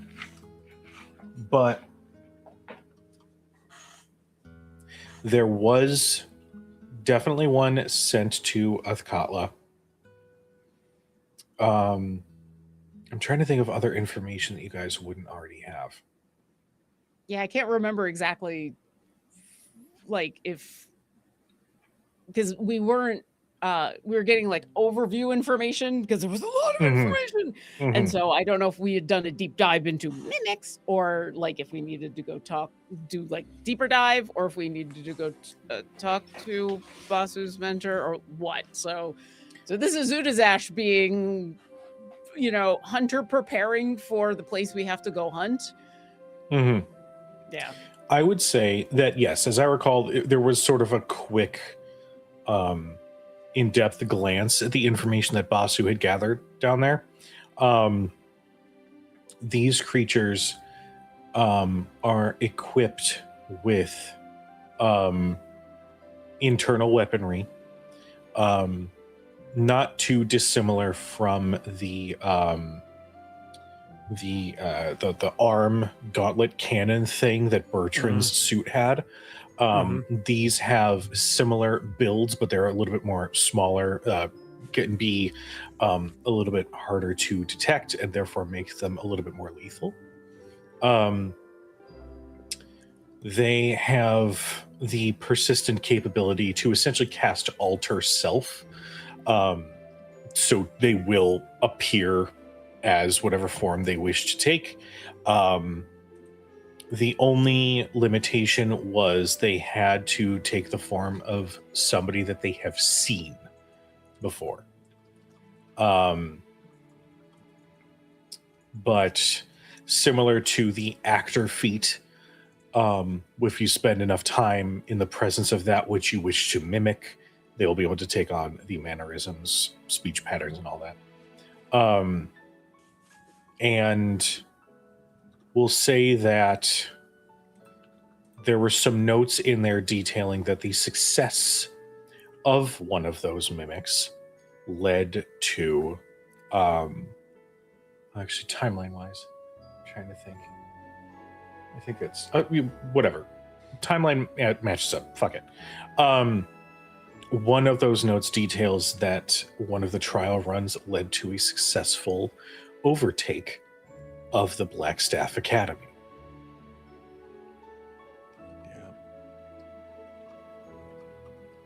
Yeah. Yeah, I'd say that's probably the information that you'll see in there. If you have other questions about stuff, I'm good at like giving information that way. Poo brain is poo braining. Yeah, I'd say that's probably the bulk of the information that you got from those notes. Cool. Was there anything about like what the inspiration for the mimics were? Like, is it based on like just general constructs? I mean, obviously it's to infiltrate, but like, did it talk about like what the direct inspiration was from? Because that might be good for us to know, because we might be able to use what it was based on as a way to find out how to counteract. That's just more information on like what fail safes did they put into these notes for their own understanding of what, like, if Bertrand found a mimic in the wild that he maybe didn't make but someone else did, he would be able to tell potentially. Like, is there anything like that talking about the why and what to look out for? This was inspired by a story that Roderick told of a little stint in the Feywild where he encountered a changeling. Okay.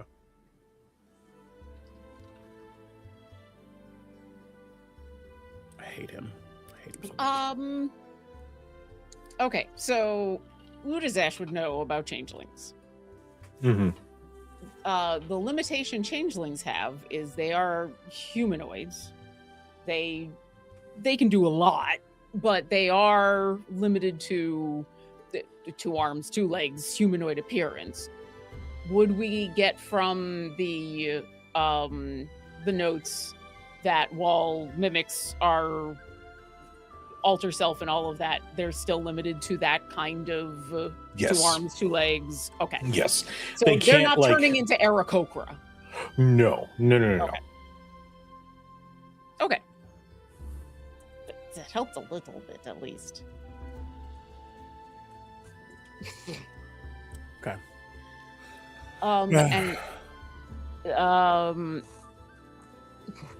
Is there anything in the notes, or do we get the sense that it's worth talking to Bertrand to find out why this mimic was sent to Athkatla?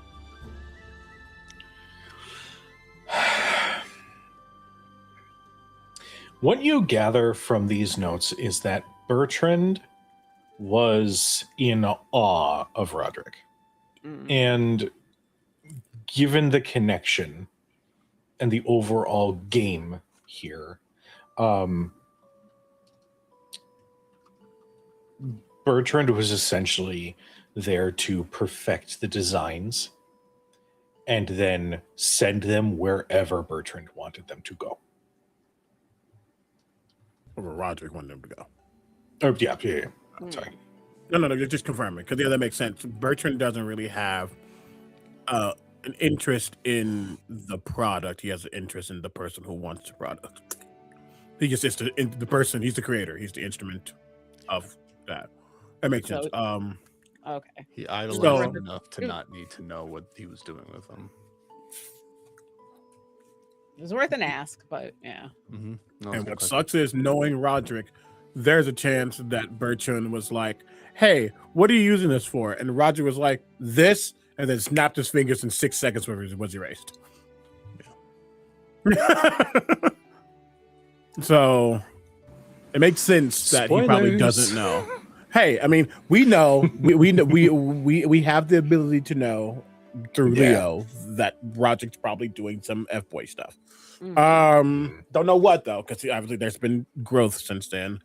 And to that point, thinking about that, I believe, and correct me if I'm wrong, Roderick also had a tadpole, which means there may be psionic things put in place as well, or defense against psionic as well, because he would have that ability. So just that's Bertrand something to keep in also mind. worked on the Steel Watch, which have tadpoles in them, so he would know how to work with them in machines.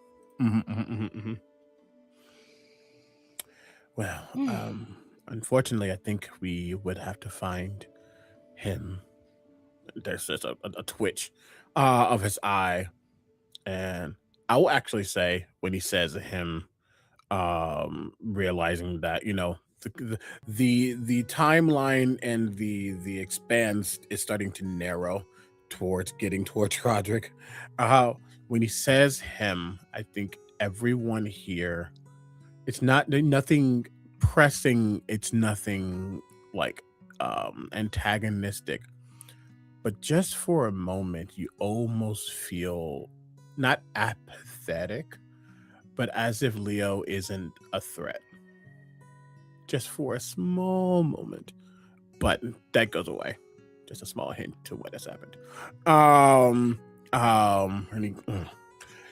Okay, well, I think the best way for us to find out is to make moves. And I do think handling the dragon is probably the better start right now, just because we know where it went, at the very least. And it would be on the way It anyway. would be on the way. And that's still a lot of eggs. I do think going back to the gate, though, and seeing if we can borrow a haversack would be nice. Or honestly, just get a new one. I know Winnie likes the bag of holding, but we can upgrade that by now. Yeah, we could build something too. Oh, sure. Especially if we're going to need to carry eggs somewhere. I don't know how throwing them into a pocket dimension is going to do for them. So Incubation! Well, we know some of them were quite old, and I was worried already about the red dragon trying to hatch them. So anything we could do to try to get them somewhere where they could be taken care of by someone who knows how to take care of them very quickly after that would be good. There's also... I mean, oh, sorry. yeah, I was just gonna say we're gonna go see the champion of Bahamut afterwards, so that might be a good person to know what to do with the eggs. Well, and two things to say. One, there is a real chance that at least one of those eggs have hatched, so we have to keep that in mind. And two, we also did kind of just learn that Bahamut is asleep. I didn't know gods can do that, so that's another wrench in the system. I don't know the analogy. Well, I mean, one thing I know for true is that if he is asleep but he has a champion, that means there's a way to wake him back up. We know that he was put to sleep by means we don't know. I'm pretty sure the champion would have a good eye on that. Bringing him some dragon eggs might help. And also, I think we can carry the eggs in a haversack if we want to. You know, eggs for chickens, and I'm assuming dragons ain't too far off them, they have a little air sac they can breathe in. So I'm assuming dragons got air sacs in their eggs. Whoa. Shale is going to reach over and just pat Marcus's shoulder. Acting like chickens. Darling, Of everything. chicken egg. Here. Dragon egg.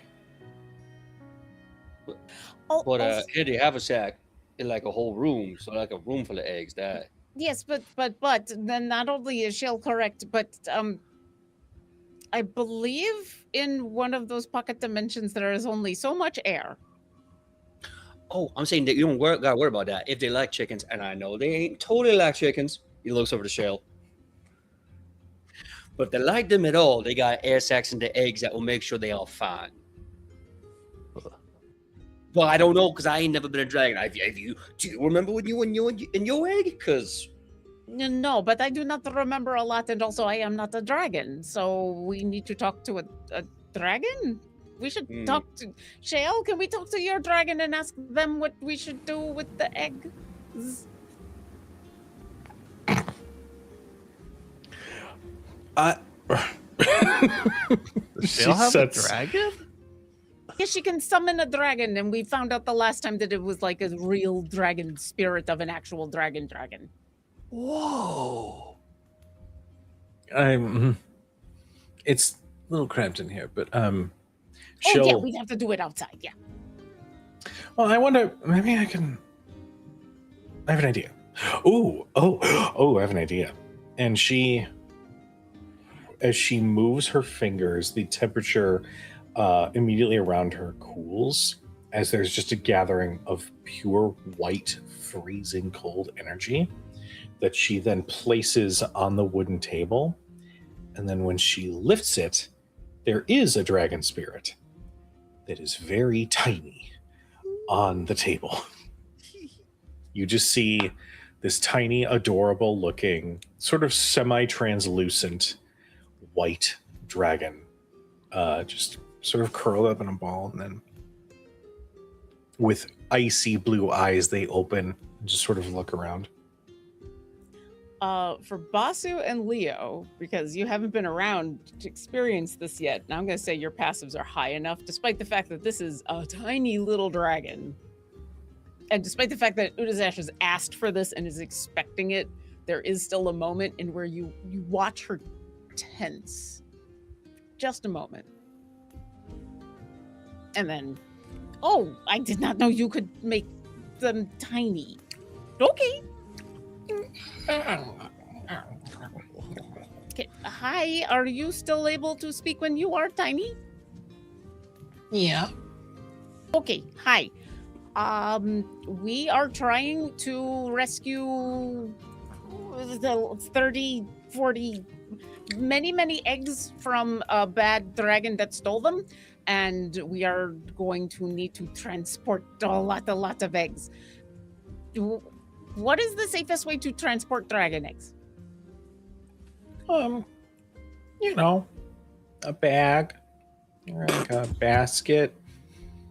Okay, like a regular one, or if we had one of those like bags that did the bag of holding, like in a pocket dimension thing, is that okay? Yeah.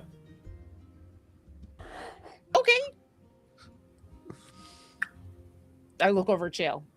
Thank you. I guess that's all we really needed. We were not sure because there's only like so much air in a bag of holding. Oh, no, it's okay. We have the little I don't know if you're familiar with chicken eggs, but there's a little air sac in the shell. I mean, I was not going to That is compare funny. you to chickens, but apparently very, very smart people know a lot more about chickens and dragons than I do. Oh, man. Well, I wouldn't say we're comparable to chickens. I think just the way that our eggs work is. Okay. I learn something new every day. I wonder if my egg had an air sac like that. Okay. That is good to know. Did you come Thank out you. of an egg too? Dragonborn, yeah. Oh, little dragonborn. Okay. Yes, there's Dragonborn, I believe the lizard folk and Aarakocra, and I think there's a couple of other beings. There's a lot of us that come from eggs. That's kind of normal, actually. That makes sense. Well. Okay. So we hit bag is good, maybe ish. Yeah. Bag of holding, and then that should fit 36 eggs. I still want to get a half a sack, whether we make it or get it, just so we can store other things outside of the 30-some eggs. Okay. Yeah, transporting them from the bag to some more permanent would be nice to have a haversack or something. Oh, yes, we don't want to be carrying around that many eggs for very long. It's just we're going to need to get them from layer to somewhere. I have not gotten that far in the plan. I just know that we should not leave them there. Also, don't you guys have that book about dragons and stuff? You use it to help the bow. Maybe there's stuff in there to at least, I don't know, make them comfortable. I didn't read it, but... Oh, we should read it. It's very, very cool. Leo and I read it, and that's how I ended up with this very cool bow. Well, Leo helped me with the very cool bow. And then she's going to reach inside of her bag and pull up Volo's Guide to Dragons and just kind of plunk it onto the table. We can read it after we're done reading the other book on the horses. Okay, we got some on the road reading to do. You know, we got a trek till we get there. Mm-hmm. Hey, we should probably start making some headway. So I think I'm not sure what else we need to do while we're here. It was really nice to be able to come back and not just rest, but take in and rejuvenate, I guess, in a way. But move in. Yes, move in. Yes. Hopefully your room is nice. It's perfect. And if you need an actual workshop space, there was a lot of empty areas that are no longer being used as torture chambers that we probably can use. Wonderful. It comes with tools. I mean, do you need a lot of like wrenches and recycling? I mean, it's all scrap metal in the end. I can turn it to whatever tools I need. But I mean, sometimes, a good bone saw is useful for things. Anyways, we should probably get ready to head out, yeah? I think Mishka is mid-bite when she's like, I see you. Mark is going to lean over joking and says, last time I was down, though, and I took Arcana Cruel's eyeball, I did happen to notice like a torture rack. You can use that to hang up your clothes. I'm sure it'll get really dry. Leo, I'm just kidding. Look, you can take the man out of hell. You can't take the hell out of the man. He may not know dragons, but he knows eggs. I know chicken eggs, damn it. As I understand it, there were two things on the table left to handle while in El Terrell. One, Marcus wanted to touch base with the tieflings for a little bit, just to kind of bond, get to know them a little bit. And then there may have been a threat on Gable's life. Whether or not that is cashed in, I leave that up to you. I will happily concede my tiefling time for the murder assassination of one Gable.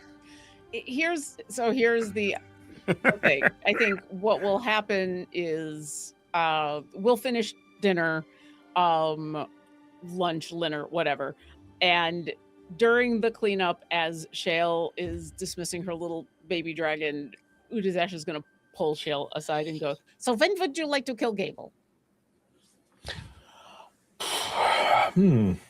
Well, I've had a little bit of wine, had some delicious pizza. Thank you, Marcus. She just calls back into the kitchen. Merci, Shale. Now works. Okay.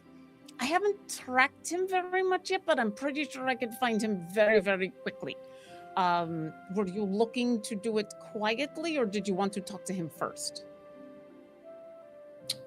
I feel like anything he says is just going to make me more angry, so I'm fine with quiet.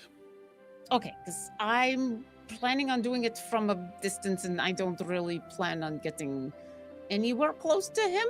So I just figured I was going to ask you first if you needed to do anything, because I don't really care to encounter him at all.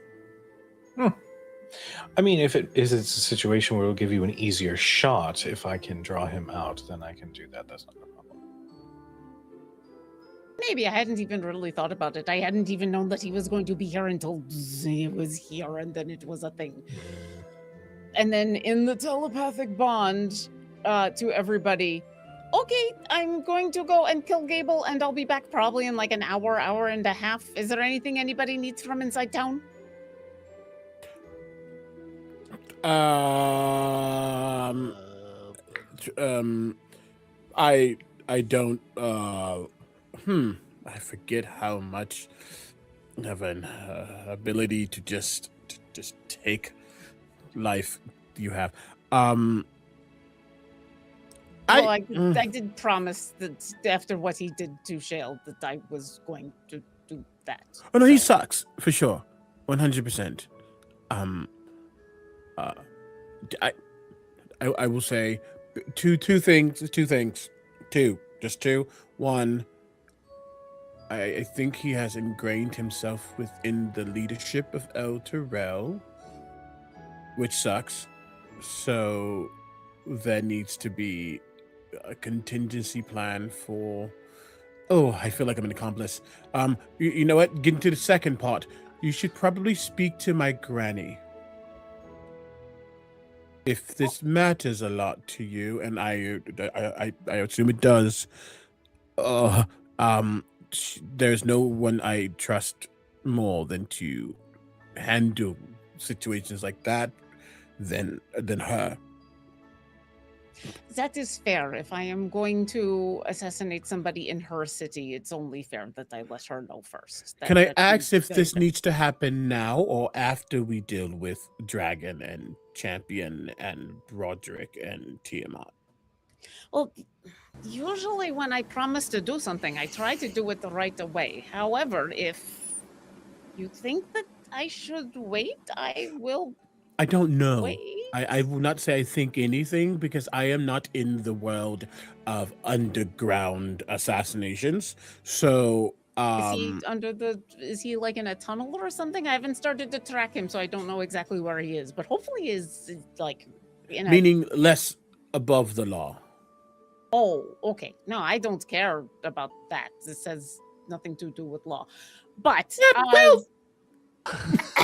I would like to just put forth that within the material, the law has more weight here, and because he is now an official of the city, and we have been officiated by the city.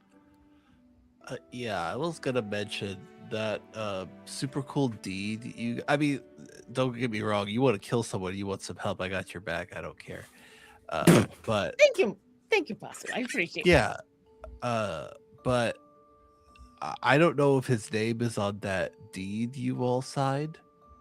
And at least for now, with the threat of Tiamat, I think that deed might inspire a lot of hope in people. So maybe not messing with that right away. I don't know if his name's on it or not, but Yeah, plus with the whole like legality and contracts, he's basically like a noble now. And I think Leo I was gonna say I think Leo's making a good point. One, if we wrap up everything and there's a world to save, maybe we can make something work. Like Vasu said, like if you want to kill someone, whose carriage are we taking? But until then, I just want to make sure that you ain't gonna go to prison for that. So let's make sure we can make this clean and official. If I may, El Terrell has been in a state of rebuilding since it came back to the material plane for quite some time. So while, yes, there are technically 4 leaders of the city, there are certain things, especially, I'm sure, in the vacuum that the Bright Shield left, there are certain things that they probably need to set right. For instance, a law against killing. We have an entire district devoted to mercenary work. We also have Granny, who is a respected and rather well-connected member of our society, to ensure that debts are paid, no matter what the cost may be. El Terrell is... Would it be frowned upon? Yes. Would it be the end of the world? Not necessarily. Gable has seconds in command, one of which would immediately vibe a little bit better with the other two, or the other three, excuse me. That I personally, I don't think it'd be a problem. He's not very well liked in the city. I'm gonna make a roll real quick. Shale being devil's advocate, you're welcome. I love it. I love this so much. There is a very long pause, and you watch as Udazash, who is infamously not very insightful, like looks at all of you squinty-eyed, but in that way in where she is obviously trying to read not just body language, but like everything. She's trying to read material plane. She's trying to remember what you are all saying is true, but probably doesn't actually say what you all are 100% meaning. And she's looking at what is happening and thinking about things. And it's taking a moment. And Leo, I'm gonna say, because your Wong is super powerful right now. Powerful Wong, dude. You maybe even hear the gears turning, and you pick up in like her figuring this out a little bit, that you all respect her and love her and will support her, but now is not the time. And that now is not going to help. And that this is not going to be a good idea. But that if she goes through it, they'll still back her up. And that she's kind of figuring that out. And I think with the insight, even if it's low or whatever, I think you get from Leo's, especially because he's his own control. It's not that it's being arrested. It's not that it's struggling. It's just he's trying to recalibrate his stuff. So in that, there's a little bit of things that are getting out. And I think you clearly get like, he understands, he has seen you in your element, what you can do, and understands that if it wanted to be done, it would be done. Now, we don't know exactly what Gable can do, and he's done some stuff outside of our own peripheries, so there's definitely a level of it won't be easy to do, but he trusts that Udazash could do it and do it well, which is why he brought up Granny, if this is really what's to happen, because she also will get shit done. With that being said, because of the noble background that Leo has, because he is legally by title a lord, there is a level of just be careful, because it could come back. And Lord, and there is more of the Fae has its rules, even if they are wild and also not wild to those who understand it, but unfortunately so does the world. And El Terrell is a little less still. So he's just being on the safe side. Let's perhaps, once we are more saviors than we are, then if he is still around, which he shouldn't be, but if he's still around, then arrow through head. Yeah. And I'll accelerate it. And I think the last thing you even pick up is, this might be Feywild stuff, but actually in the end what this is Shale is her friend. And this is she made a promise to her friend. But you all are her family, and her family really doesn't think this is a good idea. And so after a very long pause, she just kind of nods and goes, he has waited this long. He can keep waiting. There will be another time that makes more sense and is more appropriate. I am not looking to make a example or a spectacle. I just want to make sure, and she'll look over at Shale, just want to make sure what he did to you does not happen to somebody else. But he can Well, wait. if it's any consolation, I don't think it would, because the Bright Shield is very much gone from Elturel. Any of those who survived, you've repurposed into your staff, and they are doing quite well. Granny's motivation, I'm sure, has been helping. But something about him coming here to provide the deed. It says that something maybe has changed for him. I'm still going to kill him one day, but I will trust your judgment. It makes perfect sense. Well, I trust my family, and if you all think that we should wait, then I will wait. So, All right. horses? Well, it's at this point in the evening that I believe we're going to come to the end of our episode. So we don't want to move too far into the next chapter without our beloved Winifred with us. So we are going to go ahead and end our episode here. But to our wonderful chat, thank you guys so much for tuning in. Thank you to Rolling Nomads, Table Time Productions, and Critbard for the raids. And welcome to Critic Chronicles. We are a TTRPG focused channel. We got multiple campaigns going throughout the week. We just, I'll go into stream schedule at the end, but stick around because we have a wonderful cast we're going to give this the floor to. Hey, wonderful cast, let them know who you are and how we can support you. Hi, I'm Lauren Urban, she, her. You can find all the stuff I'm doing at my website, lauren-urban.com.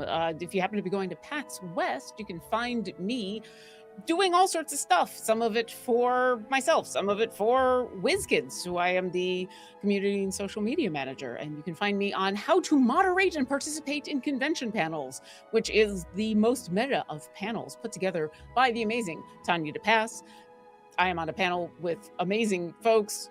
We are doing that panel at a time that I'm finding Friday, September 4th at 12:30 p.m. in the Firebird Theater. So come on by and see that. And if I'm not in any of those places, I will be helping out my lovely partner, Luke McKay, who has a booth at PAX West somewhere.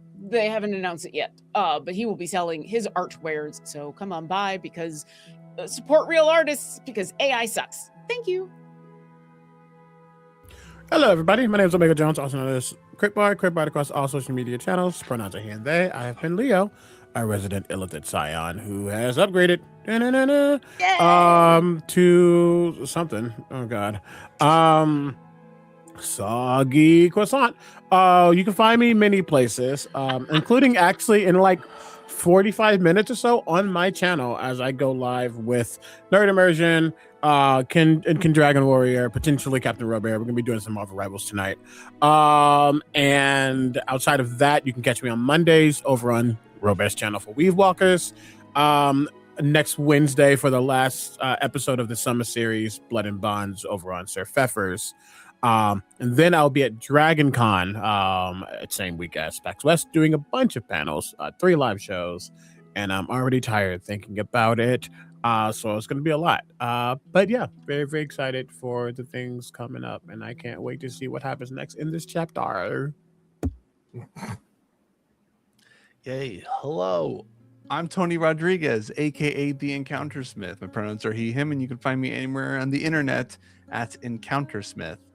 You can catch me on YouTube, you can catch me on TikTok, you can catch me at Dragon Con, where I believe I'm actually helping with Master Game Master, which is an event. Oh, they do every cool. Dragon Con. Nice. Yeah, I'll be helping with selecting game masters for this really cool where game masters come and kind of compete by doing some improv game mastery things. It's a really cool event. It's a really good time.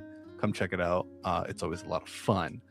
And yeah, I've been Baldur Brightbolt. It's been really fun. I'm really excited that he has this new home and he is finally stepping into the role where he is supporting his friends the best way he can.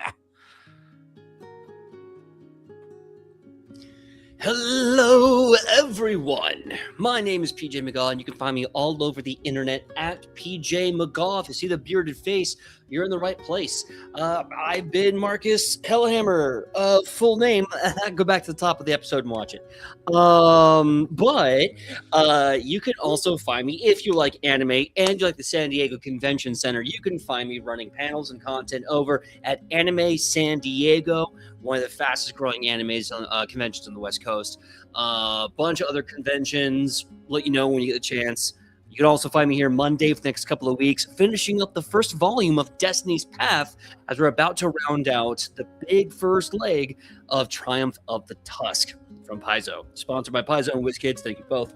For everything else, go check my socials or we'll be here all night. Until then, everyone, I love you. Thank you. And back to you, Cujo. Hi, I'm Cujo. You can find me all over the places at the Cujo Plays Games, or you can follow Crit Hit Chronicles for official show announcements, highlights, updates, that sort of thing. As stated at the top of the show, I got nominated for Best Performance in a podcast actual play with The Road to Hell. If you are interested in what that podcast is, it is a Hunter the Reckoning Chronicle over at Messy Crit Productions, our podcast wing. That game was a shit ton of fun, and I am planning to be in New Jersey if the Ducks come in a row for the ceremony. So if you feel like supporting this venture, check out the Ko-Fi. We have a goal up. I appreciate you regardless. Schedule. So Mondays, we have Pathfinder with Destiny's Path Triumph of the Tusk. Tuesdays, we have Bitten, which is Daggerheart, our Last of Us Walking Dead inspired fantasy game where everything is sad and everybody's hearts are broken and I do really, really stupid things and almost alert the BBEG that we're in the town. Wednesdays, as premiered this week, we have Inevitable, a fantastic Western Arthurian tale. It is so cool. Zach did an incredible job editing, and I know that we were all excited to see this show come to life, but truly incredible. Go check it out. Thursdays we are dark. Fridays, congratulations, you found us. It's Shadows Over Baldur's Gate. I will tell you, there's going to be some show announcements coming because we are not done yet. We have so much more of this year. Speaking of which, I will also be at PAX Unplugged, and I would very much love to hang out with you guys. I accept hugs and whatnot. So that's me. But to end our evening, I'm going to go ahead and get a raid set up for Blizz. We're going to send some love their way, tell them that we sent you. But in the meantime, oh God, I hate that this is a thing. Omega, what have you done? Soggy croissant is in the chat. It's a vibe, man. Sorry. It's giving sogs.